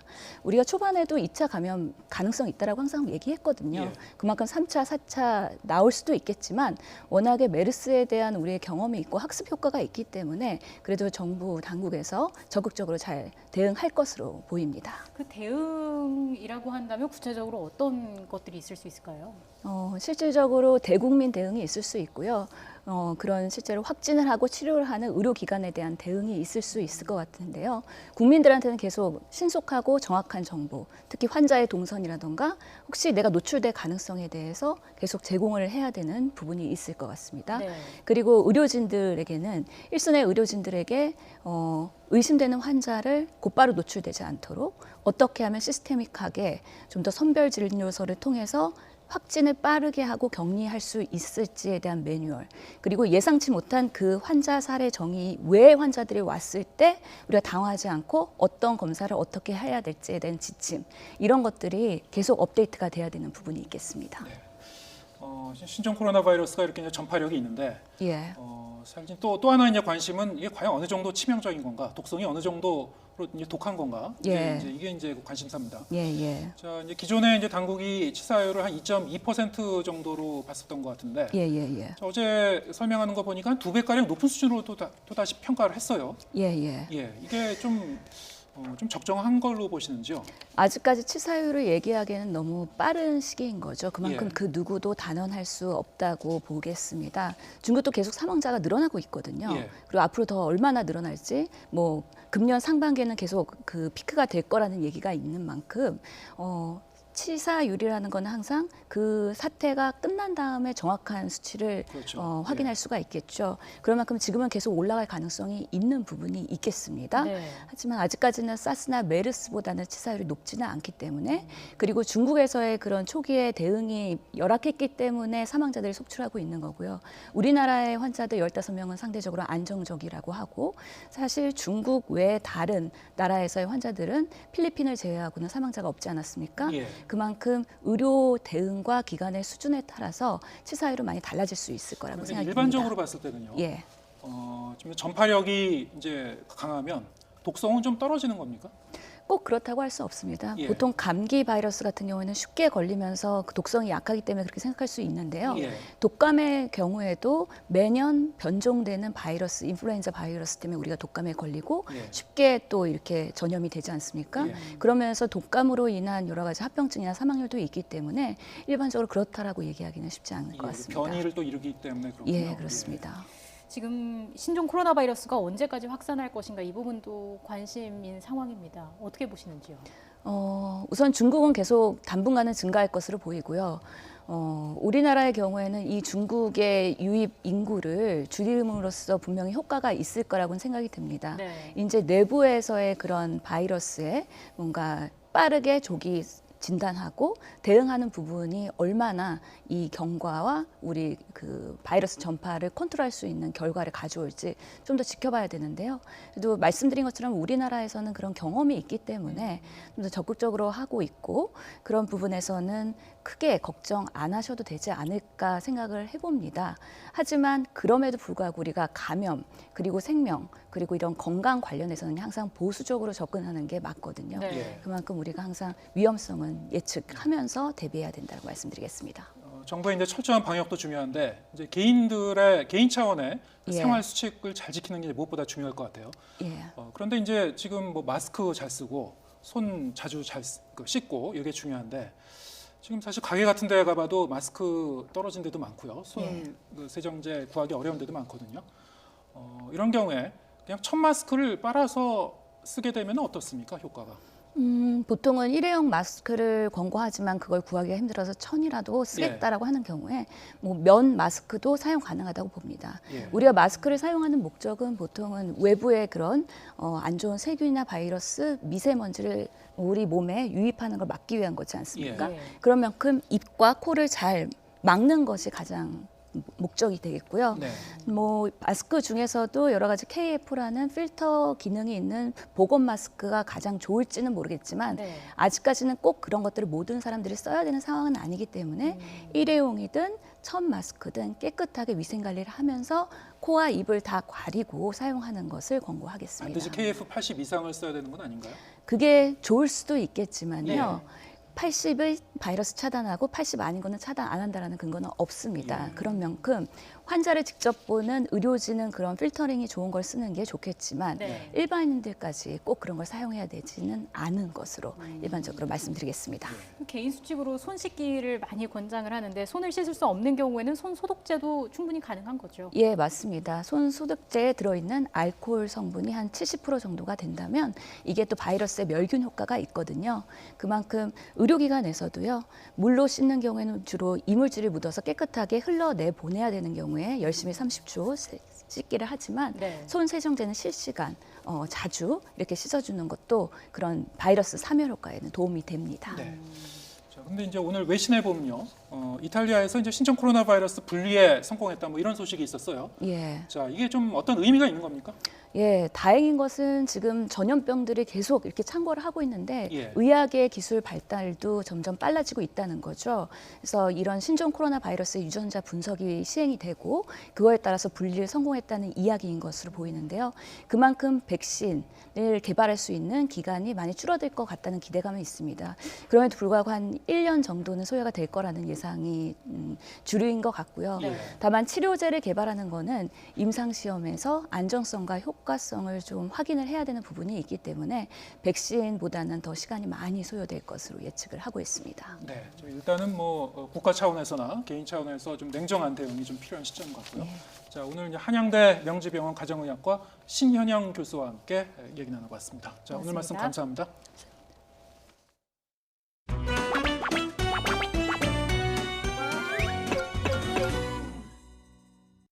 신종 코로나 바이러스 감염증에 대한 국민 불안을 덜어드리는 것이 정치권의 가장 중요한 과제로 떠오르고 있습니다. 어제는 자유한국당에서도 초당적 협력을 약속하면서 10가지 대응책을 제안하였습니다. 대체로 자유한국당의 입장이 건설적이고 적극적인 제안이었다고 생각하고 환영합니다. 민주당도 모든 야당과 협력해서 초당적 국회 지원 방안을 마련하기 위해서 온 힘을 다하겠습니다. 1 방역, 2 경제, 3선거의 심정으로 우리 모두가 임할 때라고 생각합니다. 1 방역, 2 경제, 3선거의 심정으로 우리 모두가 임할 때라고 생각합니다. 핵심 국정과제라도 잠시 내려놓고 오직 위기 극복에만 집중하는 것이 올바른 국정 운영이라고 생각합니다. 그런데 지난 31일 정세균 총리, 진영 행정안전부 장관 등 우한 폐렴 대응 주무 책임자들을 청와대에 불러들여서 공수처 설치 준비를 재촉했습니다. 우한 폐렴으로 나라 전체가 온통 정신이 없습니다. 그런데 대통령이 공수처에 한눈 팔고 있습니다. 대통령이 공수처에 한눈 팔고 있습니다. 후베이성 다크이 지역에 수많은 확진 환자가 발생하였고 사망자가 속출하는 마당에 이제 와서 후베이성 방문자만 입국 금지하는 것은 아무 소용이 없습니다. 들어오는 걸 막으라고 했더니 지금 정부가 중국으로 나가는 것을 막고 있다라고 규탄하고 있습니다. 이 상황에 누가 중국 관광에 나서겠습니까? 뒷북치고 실기하는 이 상황에 누가 중국 관광에 나서겠습니까? 뒷북치고 실기하는 네, 하늘은 맑지만 날씨가 점차 추워지고 있습니다. 내일 퇴근길 서울 등 중부지방에 많은 눈이 내리겠고 이후 강력한 한파가 찾아올 전망입니다. 날씨 알아봅니다. 신미림 캐스터. 네, 서울 상암동에 나와 있습니다. 네, 찬바람이 강해지고 있다고요? 네, 볼에 닿는 공기가 점점 더 차가워지고 있습니다. 2월의 시작부터 추위의 기세가 정말 만만치 않은데요. 현재 서울 기온은 영상 1.7도까지 올랐지만 찬바람 때문에 체감 온도는 영하 3도 선까지 내려가 있습니다. 급격한 기온 변화에 감기 걸리기 쉬운 만큼 옷차림을 따뜻하게 유지해 주시는 게 좋겠습니다. 오늘 전국적으로 맑은 하늘이 함께하겠고 미세먼지 걱정도 없겠습니다. 다만 입춘인 내일은 절기가 무색하게 전국 곳곳에 눈이 내리겠는데요. 내일 정오 무렵에 경기 북부와 영서 북부에서 눈이 시작돼 오후에는 그 밖에 중부와 전북, 경북 지방으로 확대하겠습니다. 눈의 양은 최고 5cm로 일부 지역에서는 대설특보가 내려질 가능성도 있겠습니다. 내일 아침은 오늘보다 더 춥겠습니다. 서울의 아침 기온이 영하 5도, 광주와 대구가 영하 4도, 부산 영하 1도 등으로 대부분 영하권에서 출발하겠고요. 낮 기온은 서울이 5도, 광주가 8도, 부산 10도 등으로 일교차가 크게 벌어지겠습니다. 내일 눈이 그친 뒤 밤부터는 북서쪽에서 강력한 한기가 유입되면서 올해 겨울 들어 가장 추운 날씨가 찾아오겠는데요. 모레 서울의 아침 기온이 영하 11도까지 떨어지겠고 체감 온도는 영하 20도 가까이 곤두박질하겠습니다. 도로에 내린 눈이 그대로 얼어붙어서 빙판을 이루는 곳이 많을 것으로 보이니까요. 출퇴근길 미끄럼 사고에 유의하시기 바랍니다. 이번 한파는 금요일까지 길게 이어지면서 면역력 저하도 우려되는 상황인데요. 감기와 신종 코로나 등 호흡기 질환에 걸리지 않도록 건강관리에 신경 써주시는 게 좋겠습니다. 지금까지 서울 상암동에서 YTN 신미림입니다. 신종 코로나 확진 환자 15명에서 아직 추가 발생자는 나오지 않고 있습니다. 확진 판정을 받은 교민은 안정적 상태에서 치료를 받고 있습니다. 정부는 앞으로 일주일에서 열흘 정도가 신종 코로나 확산의 중요 고비가 될 것으로 보고 방역 역량을 집중하고 있습니다. 신종 코로나 확산을 막기 위한 개학 연기나 휴업도 확산하고 있습니다. 지금까지 서울과 경기, 전북의 유치원 390여 곳과 초중고 학교 90여 곳이 개학 연기나 휴업을 결정했습니다. 교육부도 이번 주 대학의 개강 연기 권고 여부를 검토합니다. 시중 마스크 수요 급증에 따라 홍남기 부총리는 보건용 마스크의 수급이 극단적으로 불안해지면 긴급 수급 조정 조치를 할 수 있다고 밝혔습니다. 경찰도 마스크 매점 매석 행위가 심각해지면 수사에 나서기로 했습니다. 중국에서 신종 코로나 사망자가 361명, 확진 환자가 17,000명을 넘어선 것으로 집계됐습니다. 후베이성, 황강 등 일부 지역에서 초유의 외출 금지령이 내려진 가운데 우한 외곽에 지은 임시병원은 오늘부터 운영을 시작했습니다. 내일 서울 등 중부지방에 많은 눈이 예보됐고 오후부터는 전북과 경북으로 확대되겠습니다. 모레 눈은 그치겠지만 서울 아침 기온이 영하 11도까지, 체감 온도는 20도 가까이 내려가 이번 겨울 최고의 한파가 찾아올 것으로 보입니다.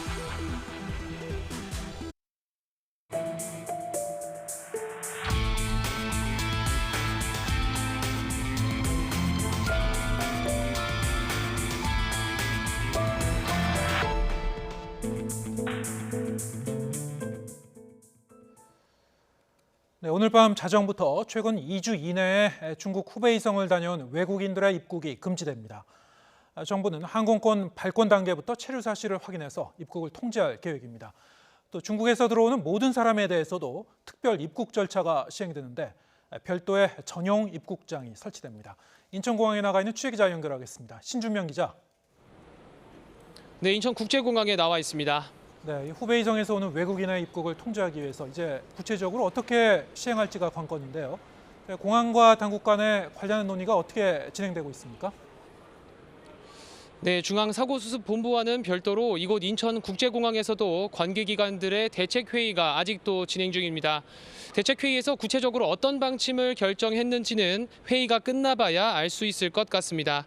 앞서 말씀하신 것처럼 정부는 일단 내일 0시부터 신종 코로나 바이러스 발원지인 중국 후베이성을 2주 이내에 방문한 적 있는 외국인의 입국을 금지하기로 했습니다.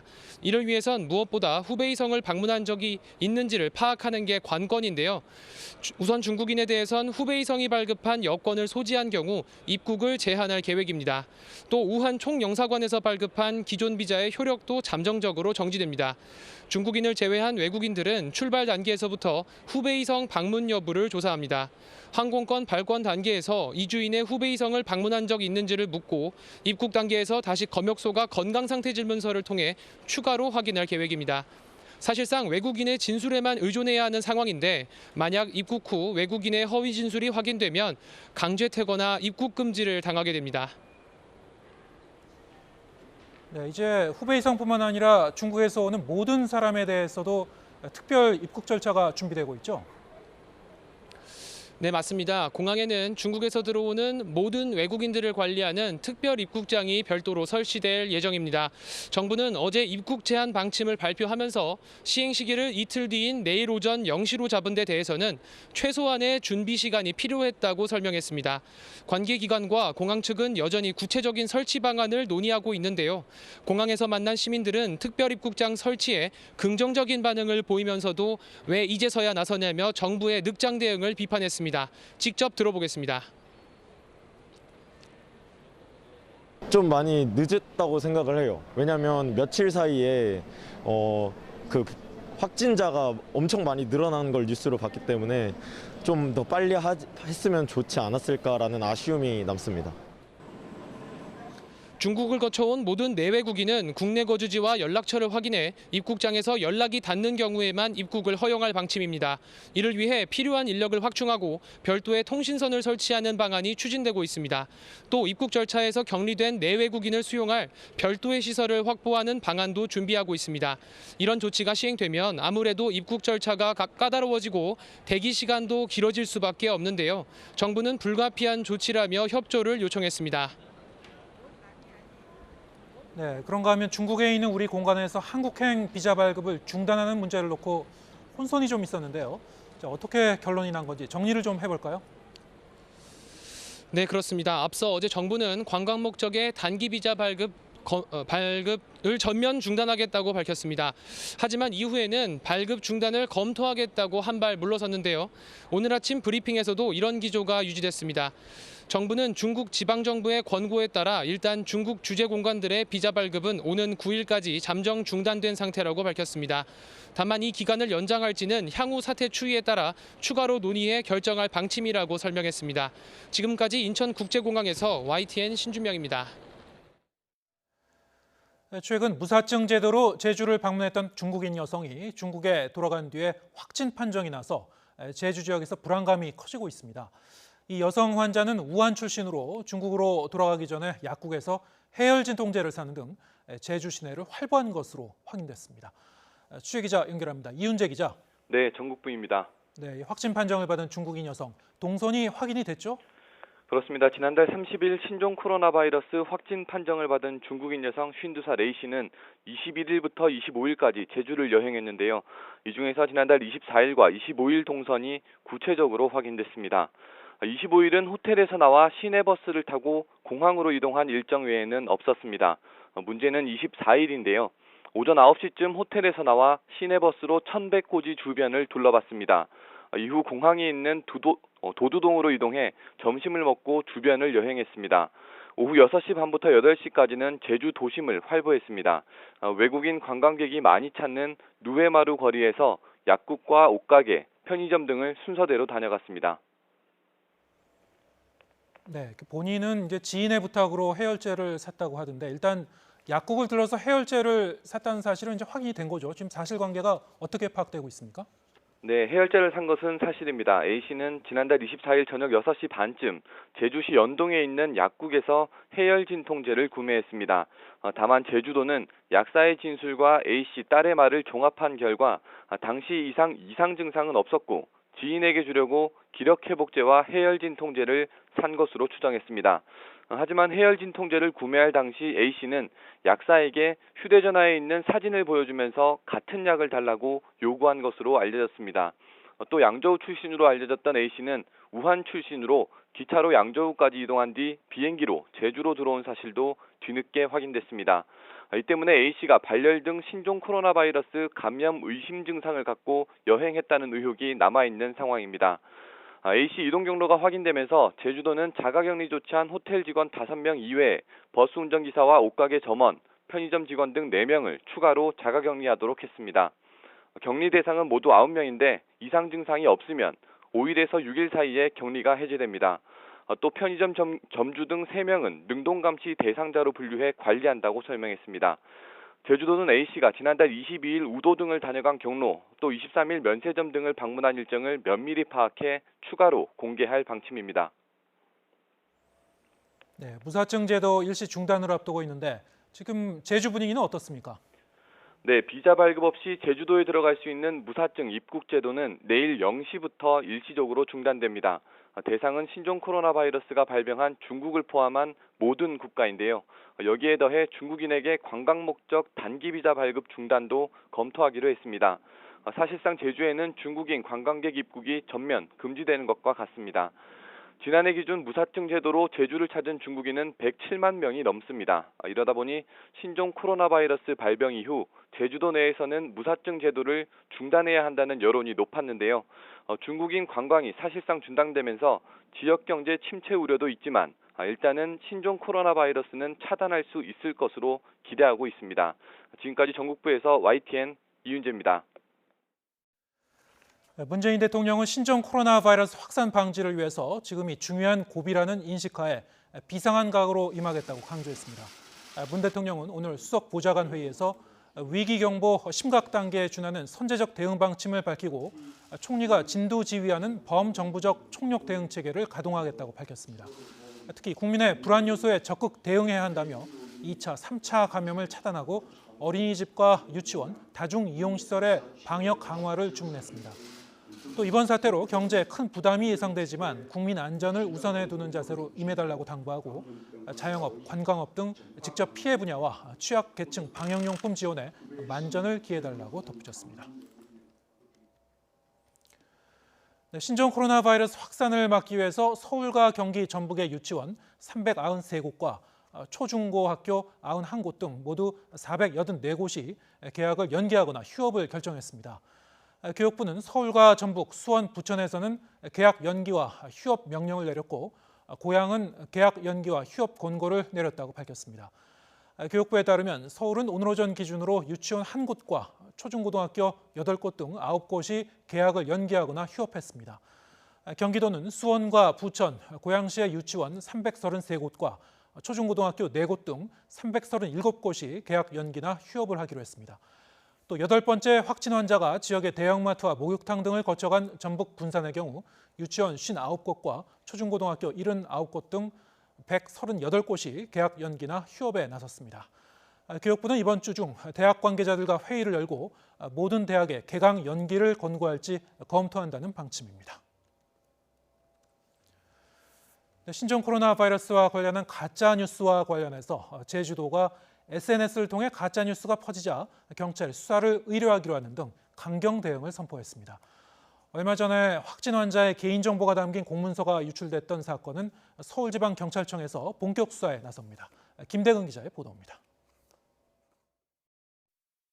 신종 코로나 바이러스와 관련해 모바일 메신저로 유포된 내용입니다. 제주대학교 병원에 확진 환자가 이송됐지만 뉴스에는 나오지 않았다며 주의를 당부합니다. 병원 관계자에게 들었다는 말로 믿음을 삽니다. 하지만 확인 결과 사실이 아니었습니다. 제주도는 이 가짜뉴스가 광범위하게 퍼지면서 도민들의 불안감을 키우고 방역당국의 행정력 낭비를 초래했다며 수사를 의뢰하기로 했습니다. 최초 생산자뿐 아니라 중간 유포자까지 추적해 명예훼손과 업무방해 혐의로 수사해달라며 제주지방경찰청에 고발하기로 했습니다. 도는 확인된 사실을 숨김없이 발표하고 있다며 가짜뉴스에 현혹되지 말 것을 당부했습니다. 앞서 인터넷에서는 확진자 정보가 무분별하게 퍼져 논란이 됐습니다. 5번째 확진 환자와 접촉자의 개인정보가 담긴 문건이 유출된 겁니다. 보건복지부는 이렇게 개인정보가 유출되면 증상이 있어도 신고를 꺼리게 되거나 접촉자를 찾는 데에도 방해가 된다며 경찰에 수사를 요청했습니다. 개인 신상 정보나 이런 것들이 노출됨으로써 불필요한 차별이나 또 이런 과도한 이러한 불이익을 받게 하는 경우 역학조사에 대한 충분한 협조를 오히려 방해할 수 있기 때문에 이 부분에 대해서는 엄중히 저희들이 조치를 하는 한편 이 사건은 서울지방경찰청 사이버수사대가 맡아 본격 수사에 나섭니다. 경찰청은 사건을 보건복지부 관할인 세종경찰청에 배당했다. 유출된 공문서가 서울 성북보건소에서 작성된 것을 확인하고 수사 편의를 위해 서울청으로 이관했습니다. 경찰은 문건의 유포 과정과 개인정보보호법 위반 여부를 들여다볼 방침입니다. 바이러스 확산을 막기 위한 관리가 중요한 지금 혼란을 줄 수 있는 가짜뉴스와 무분별한 개인정보 유출에 대한 주의가 필요합니다. YTN 김대근입니다. 홍남기 부총리 겸 기획재정부 장관이 보건용 마스크 수급이 불안정해지면 긴급 수급 조정 조치를 할 수도 있다고 밝혔습니다. 홍 부총리는 신종 코로나 바이러스 대응 관련 관계부처 장관회의가 끝난 뒤 기자들과 만나 마스크 수급이 극단적으로 불안정해지면 물가 안정법에 따라 법의 테두리 안에서 조치를 할 수도 있다고 말했습니다.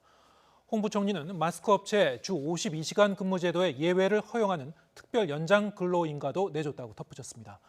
이런 가운데 마스크 제조업체 측이 최근 마스크 가격 폭등 사태는 일부 중간 상인들의 책임이 크다고도 반박했습니다. 직접 들어보시겠습니다.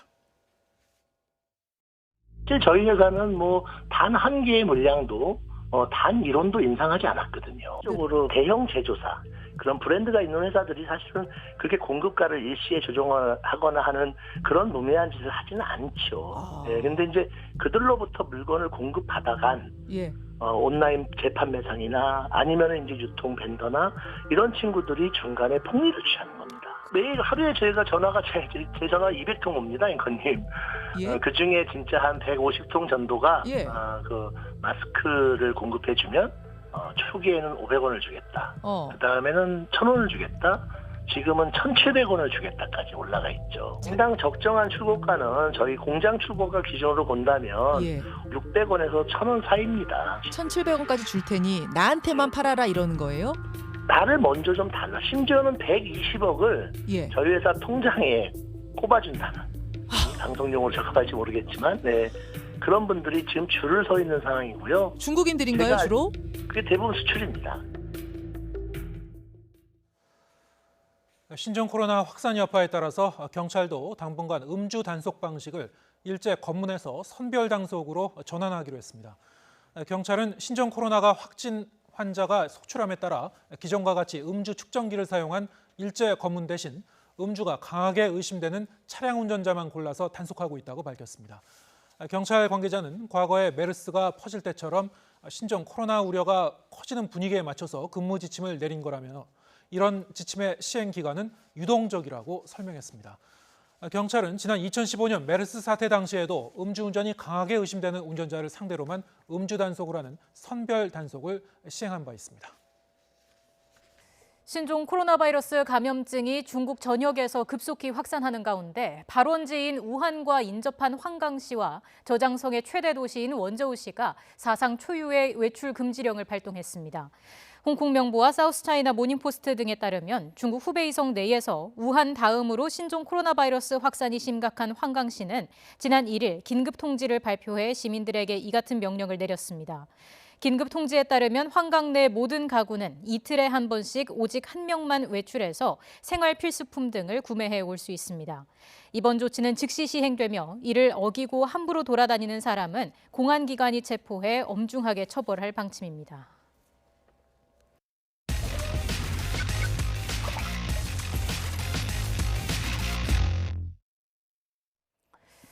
신종 코로나, 정부는 앞으로 일주일에서 열흘가량이 중요한 고비가 될 것으로 전망했습니다. 제한적 입국 금지가 시작되고 밀접 접촉자와 일상 접촉자의 구분 없이 모든 접촉자는 자가 격리토록 했는데 뒷북 방역이라는 비판이 나옵니다. 자세한 내용 전 질병관리본부 역학조사관이었던 신상엽 감염내과 전문의 연결해서 현재 상황 짚어보겠습니다. 위원장님 나와 계십니까? 예, 안녕하세요. 네, 국내 2차 감염에 이어서 3차 감염까지 발생했습니다. 이제 주말을 거치면서 확진자가 15명으로 늘어났는데 지금 상황 어떻게 진단하고 계신지요?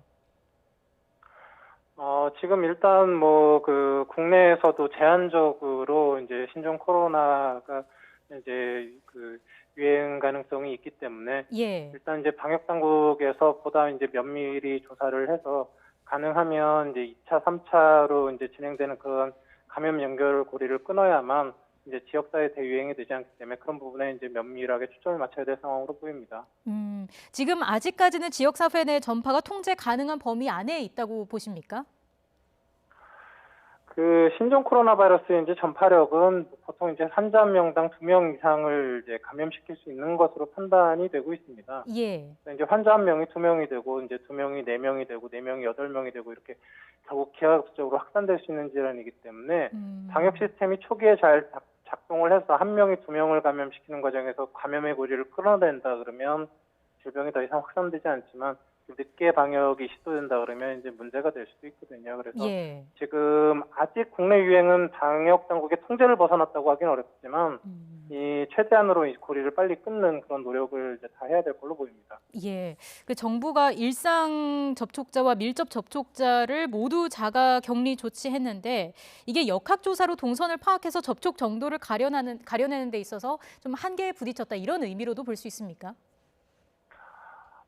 밀접 접촉자라는 걸 이제 선별을 할 때 이제 기준이 이제 두 가지입니다. 하나는 확진 환자와 얼마나 밀접하게 접촉했느냐. 이게 이제 굉장히 가장 중요한 요건이고요. 또 하나는 이제 예전에 좀 활용을 했던 게 확진 환자가 그럼 언제부터 증상이 나타나느냐. 이것도 이제 굉장히 중요한 요건이 되게 되는데요. 근데 사실은 이제 얼마나 밀접하게 접촉했느냐는 이제 CCTV나 면접 조사를 통해서 어느 정도 객관적인 정보를 확인할 수 있는 부분이 부분이 있습니다. 그래서 환자가 그런 부분들을 이제 적극적으로 이번에 2m 내 접촉 시 자가격리를 시행하겠다는 식으로 해서 활용하겠다고 말씀하시는 것 같고요. 근데 이제 환자가 언제부터 증상이 나타나느냐 이 부분은 사실 역학조사를 나가보면 많은 사람들이 이틀 전에 저녁에 뭐 먹었는지 잘 기억을 못 해내거든요. 그래서 이제 증상 발현 시점을 명확하게 기억해내는 게 그렇게 꼭 어려운 건 아니기 때문에 꼭 쉬운 게 아니기 때문에 역학조사를 할 때 증상 발현 시점을 혹시 기준으로 삼더라도 보통은 보수적으로 넉넉하게 삼는 경우가 많거든요. 그래서 저의 개인적인 생각으로도 이번 이제 증상 발현 시점을 기준으로 삼기보다는 이렇게 확진 환자와 얼마나 밀접하게 접촉했느냐를 가지고 접촉자를 선별하는 것이 방역 당국에서 이제 놓치는 환자를 줄일 수 있는 그런 방법 중에 하나라고 생각을 합니다. 그럼 혹시나 더 강한 조치가 필요하지는 않을까요? 어떻게 보시는지요? 지금 정도의 조치면 일단은 밀접 접촉자를 굉장히 강력하게 이제 컨트롤하는 방법이라고 이제 볼 수 있다고 생각합니다. 일각에서 이런 얘기도 나오고 있습니다. 검사와 격리 대상자의 분류가 조금 더 촘촘해져야 한다. 이런 주장에 대한 위원장님의 생각도 궁금합니다. 이제 검사라는 거는요. 지금 이제 위음성이 나오고 이런 부분들을 얘기를 하시는 것 같은데 사실 우리나라 검사 수준에서는 뭐 기계 오류로 뭐 정확도가 떨어져서 위험성이 나오고 그런 경우는 별로 생각하기가 어렵거든요. 네. 근데 이제 간혹 어떤 경우가 있냐면 환자가 지금 증상이 있는데 이 호흡기 객담을 뱉어서 이제 주로 검사를 하게 되는데 이게 객담을 제대로 뱉지를 못하고 입에서 만들어진 침을 뱉거나 해서 검사를 하면 침 안에는 바이러스가 없기 때문에 이제 원래 양성이 나와야 되는데 위음성이 나오게 되거든요. 예. 또 하나는 이제 잠복기에는 바이러스가 세포 안에 있기 때문에 아무리 객담을 잘 뱉어도 이제 검사가 음성이 나와요. 그래서 이제 지금 최근에 뭐 1차에는 음성이었다가 2차에는 양성 검사가 나온 사람들 같은 경우에 이건 검사 오류보다는 뭐 1차에는 잠복기에 있었거나 아니면 객담을 제대로 못했거나 했었던 사람들이 많이 해당할 걸로 생각하거든요. 그래서 예. 검사를 촘촘하게 한다기보다는 이 사람이 검사 대상자인지를 잘 선별을 해서 이제 객담 같은 경우는 잘 뱉을 수 있게 해주고 그리고 이제 증상 여부를 좀 더 자세히 잘 살펴보면서 검사를 하는 게 더 중요하다고 생각합니다. 예. 그리고 지금 최장 잠복 기간이 14일로 알려져 있지 않습니까? 근데 북한은 3주를 얘기를 하고 있어요. 이건 어떻게 해석을 할 수 있을까요?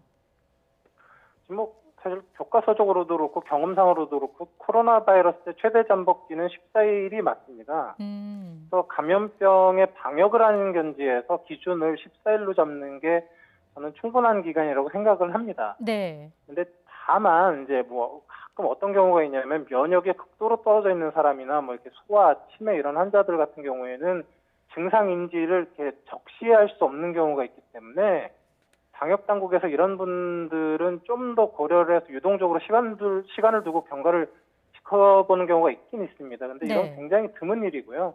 그냥 방역의 견지에서 14일 정도면 그렇게 크게 문제되지는 전염병 방역의 견지에서 14일 정도면 크게 문제는 되지 않는다고 생각합니다. 알겠습니다.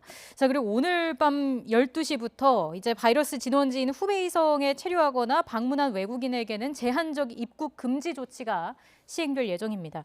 실효성이 있을까요? 지금 이번 중국 내 코로나 바이러스 유행은 크게 1차 유행과 2차 유행으로 나눠질 가능성이 있다고 봅니다. 네. 그 1차 유행은 지금 이제 우한의 해산물 시장을 시작으로 후베이성을 중심으로 이제 유행이 이제 이건 시작된 건 확실한 것 같고요. 네. 근데 제가 보기에는 이 1차 유행, 후베이성 중심의 1차 유행은 이미 정점에 도달했거나 근접한 상황이라고 지금 보입니다. 근데 이제 문제는 이 1차 유행 과정에 춘절이 껴서 우한에 있던 많은 환자들이 이제 춘절 대이동을 통해서 이제 중국 전역으로 빠져나간 걸로 보이고요. 네. 그러면 이제 환자들이 이제 이동한 지역에서 그 지역 사회에 전파를 시키면서 2차 대유행이 발생할지도 모른다는 좀 큰 우려가 있습니다. 그래서 실제로 지금 최근에는 후베이성 이외의 다른 중국 지역에서 감염 사례가 40%에 달하고 있거든요. 네.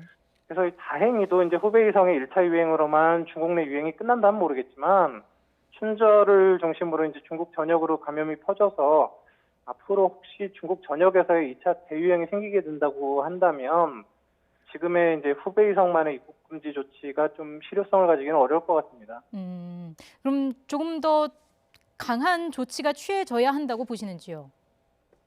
2차 대유행, 중국 전역의 대유행이 이제 조금이라도 의심이 된다 그러면 예. 중국 전역을 대상으로 한 조치가 취해져야 될 가능성이 있다고 봅니다. 12번 환자의 경우에는 중국인 환자가 일본에서 감염돼서 우리나라에 입국 후에 발병한 것으로 파악이 되지 않았습니까? 이런 경우에는 방역 당국이 좀 걸러내기가 어려울 것 같은데 이런 상황에 대비한 대응도 필요할까요? 지금 사실 굉장히 이제 걱정되는 부분입니다. 이 부분이 사실 이런 경우는 방역에 굉장히 큰 구멍을 낼 수 있는 부분이기 때문에 네. 지금이라도 국가 공조를 통해서 확진 환자나 의심 환자가 발생한 경우에 지금은 그냥 환자의 국적 국가에만 통보를 하게 돼 있는데 예. 이제 이동한 국가에도 통보가 될 수 있는 시스템을 각 국가가 모여서 만들어야 될 걸로 보입니다. 국내 확진자가 지금 늘어나고 있고요. 관련 대응에도 허점이 드러나면서 컨트롤 타워가 제 기능을 하지 못하고 있다. 이런 지적에 대해서는 어떻게 생각하시는지요? 어차피 이제 이런 신종 감염병의 방역은 질병관리본부나 보건복지부 단독의 힘으로는 애초에 가능하지가 않습니다.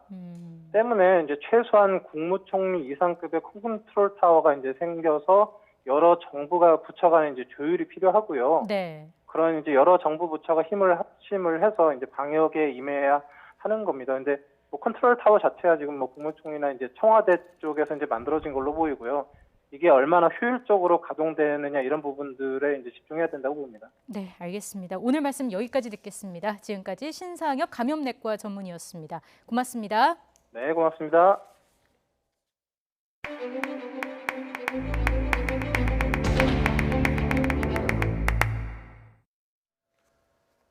문재인 대통령은 신종 코로나 바이러스의 확진자가 우리나라에서도 늘고 있는 상황과 관련해서 지금이 중요 고비라는 인식을 갖고 선제적으로 강력하게 대응하겠다고 밝혔습니다.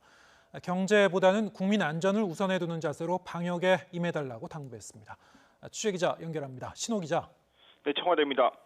네, 문 대통령이 지난주 청와대 회의에 이어서 오늘도 각별한 대응을 강조했군요.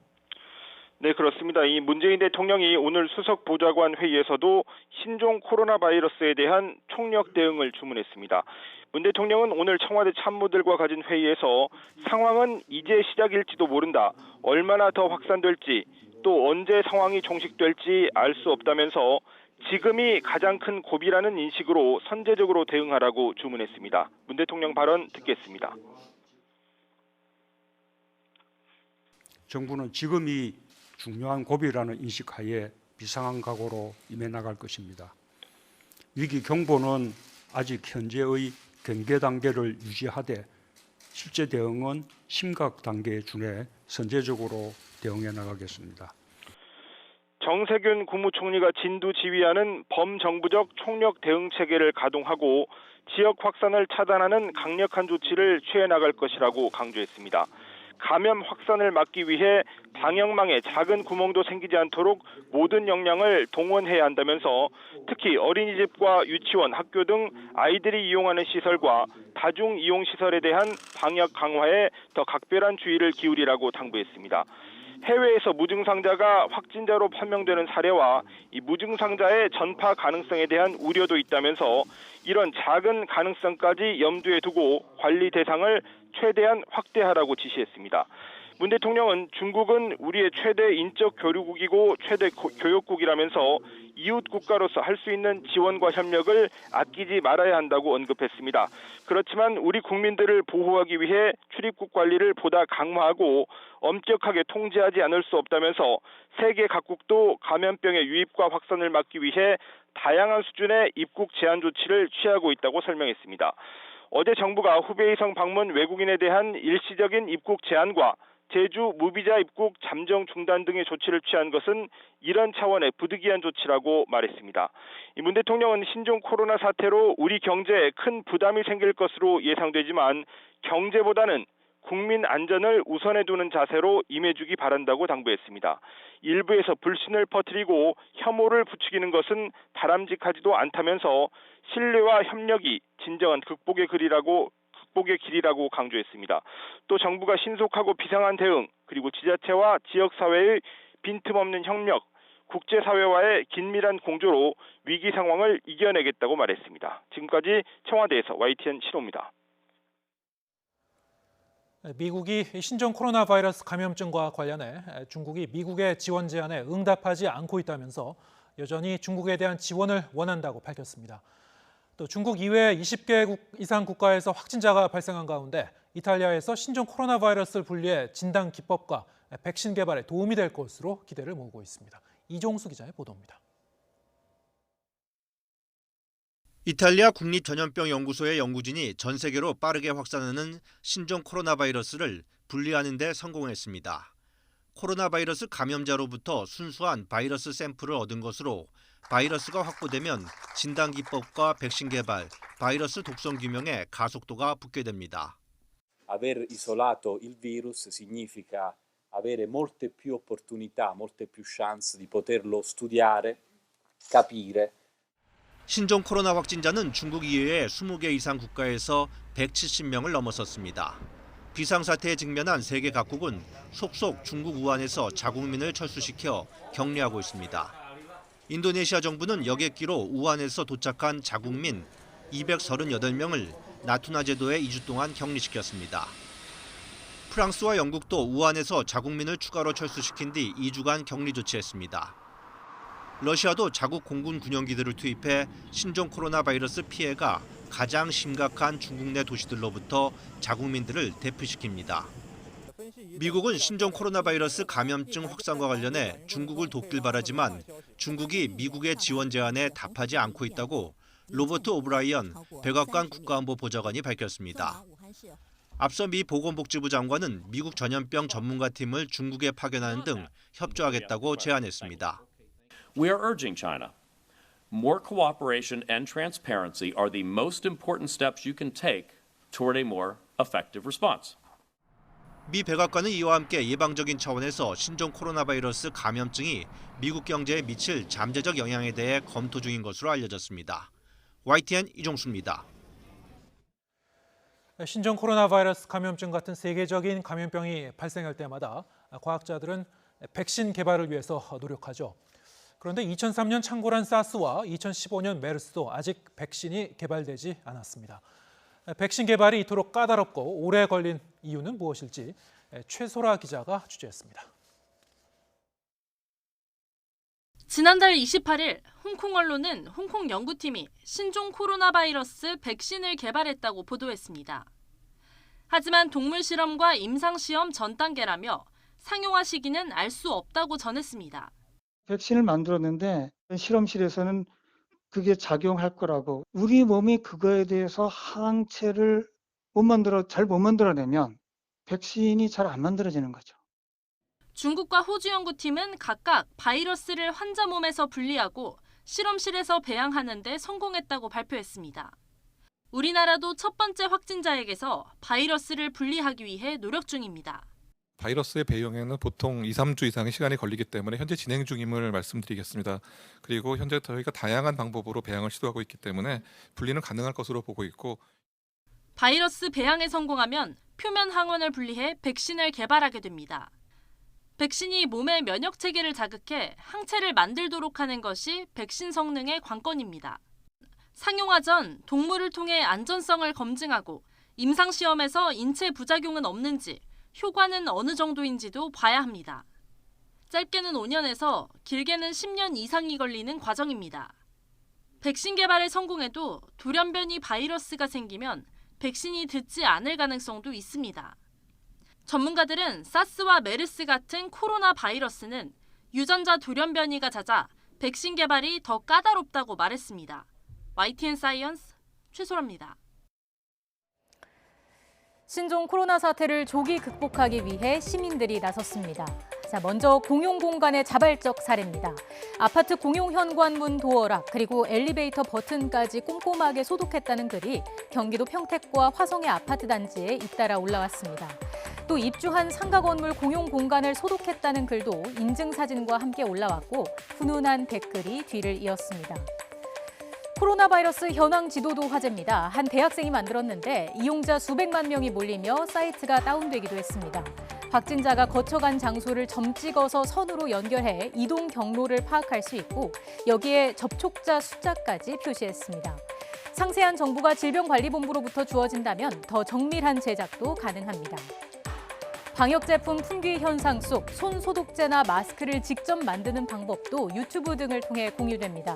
예를 들어서 손 소독제는 200ml 시럽병에 에탄올 160ml를 넣고 나머지 40ml를 물로 채운 다음 보습 효과를 위해 글리세린을 넣어주라는 식인데 대한약사회 측도 그 효과를 인정했습니다. 격리 중인 우한 교민들도 동참했습니다. 전세기에 노약자와 아이들, 임산부를 먼저 태웠으면 한다면서 약자를 우선시하는 시민의식을 보였고요. 자원에서 탄 비행기 승무원에 대한 고마움도 표현했습니다. 나이 많은 분들이나 어린이들 먼저 가는 게 다 당연하다고 했다고 생각해요. 승무원분들도 이렇게 고글이나 방호복 같은 거 이런 거 착용하고 계셨는데 불편하실 텐데 경호처럼 이렇게 저희한테 이렇게 잘 인도해 주시더라고요. 감사하다고 생각했죠, 속으로. 여기에 처음에는 일부 반대도 있었지만 결국 따뜻하게 자신들을 맞아준 아산과 진천 시민들에 대한 감사함도 잊지 않았습니다.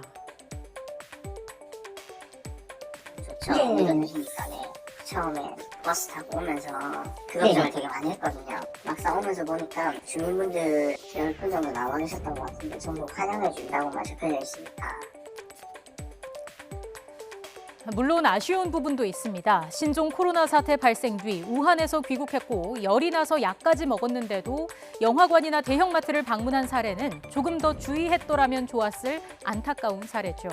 정치권도 마찬가지입니다. 사태는 나날이 심각해지는데 여야가 머리를 맞대고 정부 대책을 점검하고 국론을 모으기보다는 그저 코로나 사태를 또 하나의 정쟁거리로 여기는 모습입니다. 결국 양당 지지율이 이례적으로 동반 하락했습니다. 이 내용은 최기성 기자가 보도합니다. 국내 첫 확진 환자 발생 이후 여야가 대응 방안 마련을 위해 머리를 맞댄 건 국회 보건복지위원회 전체 회의가 유일합니다. 서로 대화의 문은 열려 있다고 하면서도 행동으로 옮기지 않고 있는 데다 오늘이라도 코로나 바이러스 대책 수립을 위한 최고위급 협의를 시작하도록 제안을 드립니다. 국민의 생명과 안전을 지키는 데에는 초당적으로 협력할 것임을 누차 밝혔습니다. 조율 없이 다른 대책을 내놓으며 오히려 혼선을 부추겼습니다. 일주일 내지 열흘 동안 선거운동을 자제하는 방안을 적극적으로 검토할 필요가 있습니다. 저희는 사랑합니다 하트 모양으로 악수를 대신하겠습니다. 여야가 이처럼 국가적인 긴급 상황에서도 손발을 맞추지 못하고 있는 모습에 실망한 민심이 그대로 드러났습니다. YTN이 여론조사기관 리얼미터에 의뢰해 조사한 결과 더불어민주당은 한 주 만에 1.9%포인트 떨어진 38.5%를 기록했고 자유한국당도 2.8%포인트 하락한 29.3%로 집계됐습니다. 여야 모두에게 피로도를 느낀 무당층은 지난주 9.9%에서 3.1%포인트 상승한 13%로 늘어났습니다. 국민들은 정부 여당뿐만 아니라 제1야당에 대해서도 현 상황에 대한 책임을 묻고 있는 것으로 풀이할 수 있습니다. 신종 코로나 바이러스 사태 확산으로 문재인 대통령의 국정 수행에 대한 평가 역시 긍정평가는 지난주보다 2%포인트 내리며 45%에 그쳤고 부정평가는 0.4%포인트 오른 50.3%로 집계됐습니다. YTN 최기성입니다. 신종 코로나 바이러스 감염증이 확산하면서 백화점 등 유통업체 타격이 현실화되고 있습니다. 롯데백화점의 지난 주말 매출은 지난해 설 연휴 이후 첫 주말과 비교하면 11% 감소했고 특히 명동 본점은 매출이 30% 급락한 것으로 나타났습니다. 신세계백화점은 지난 주말 매출이 12.6% 감소했고 사람이 많이 모이는 명동 본점의 매출은 23.5% 줄었습니다. 현대백화점도 전체 매출은 8.5% 줄었고 본점인 압구정점은 7% 감소한 것으로 드러났습니다.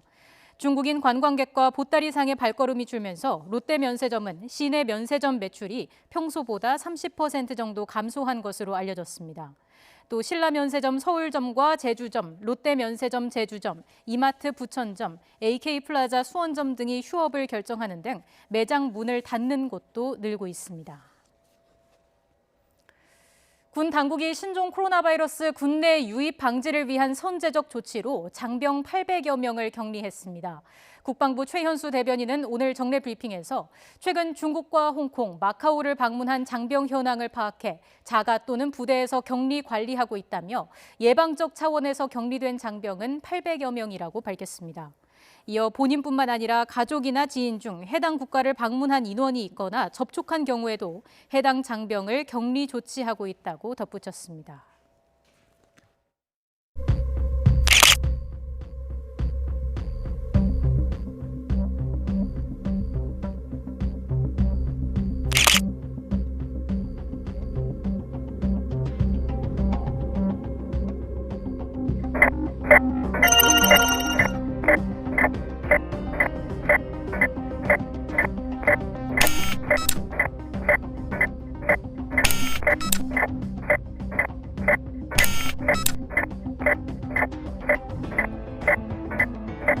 Three, two, one.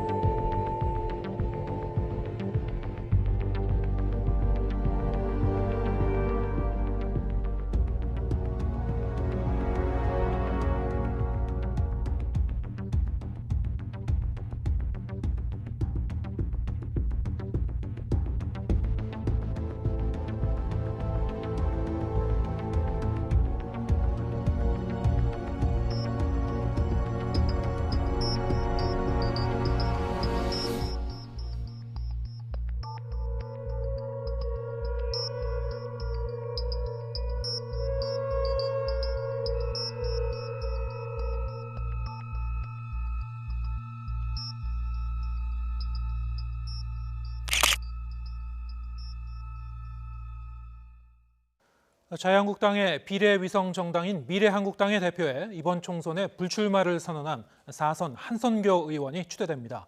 한국당 핵심 관계자는 황교안 대표가 직접 한 의원에게 미래한국당 대표직을 제안했고 합의 추대 형식으로 대표로 선출할 계획이라고 밝혔습니다. 한 의원도 YTN과의 통화에서 미래한국당 대표를 맡는 것이 한국당과 총선 승리를 위해 도움이 된다는 판단 아래 대표직을 수락했다고 설명했습니다. 이에 따라 한 의원은 오는 5일 열리는 미래한국당 중앙당 창당대회 전에 한국당에 탈당계를 제출하고 당적을 옮기는 절차를 밟을 전망입니다. 다만 한 의원을 제외하고 불출마를 선언한 한국당 현역 의원 가운데 몇 명이 미래한국당으로 옮길지는 확정되지 않은 것으로 전해졌습니다. 새로운 아파트 청약 시스템인 청약홈이 문을 연 첫날부터 접속자가 몰리면서 접속 오류가 빚어지고 있습니다. 국토교통부와 한국감정원은 오늘 오전 8시부터 기존 금융결제원의 아파트 투유를 대신하는 청약홈을 공개하고 서비스에 들어갔습니다. 오픈 첫날부터 청약홈에 일시적으로 접속자가 몰리면서 에러가 발생하는 등 접속이 불안한 모습을 보이고 있습니다.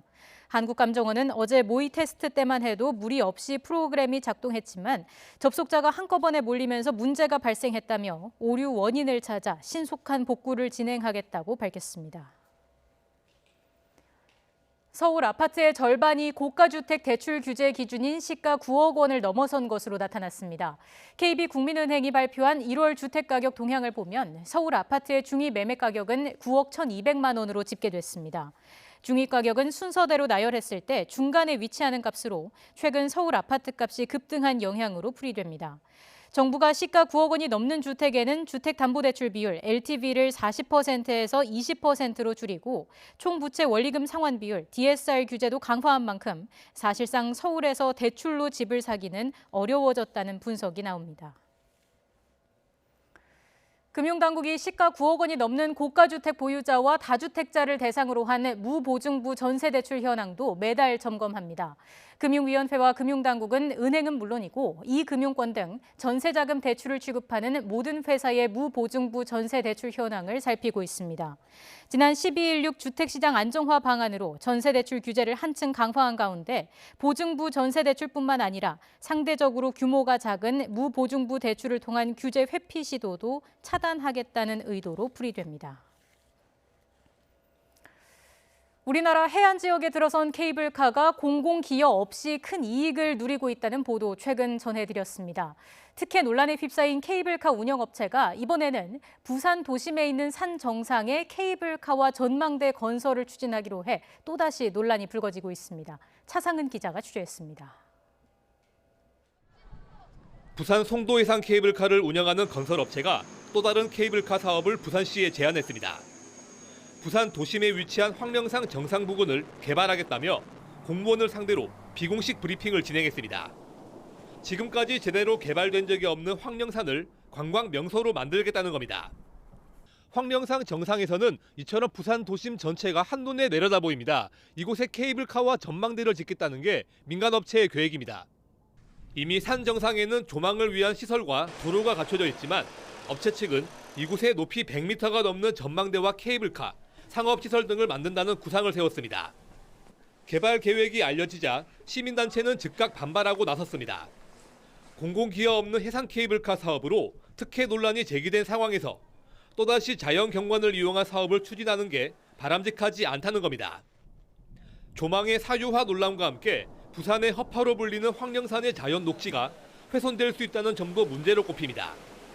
도심 속에 있는 주요한 녹지로서 시민들의 허파 역할을 하는 황령산이 더 훼손되고 더 생태계가 위협받을 수 있는 그런 처지에 놓이게 될 것으로 걱정이 앞서는 것이 사실입니다.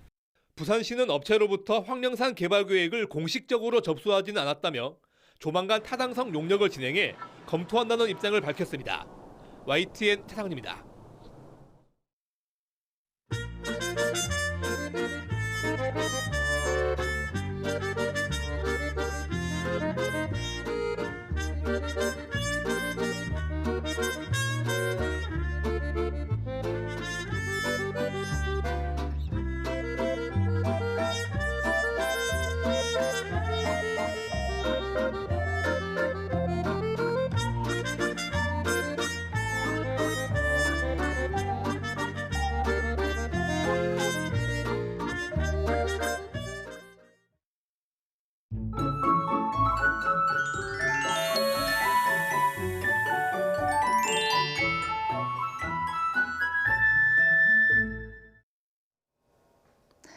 네, 2월의 초입부터 기온 변화가 심상치 않습니다.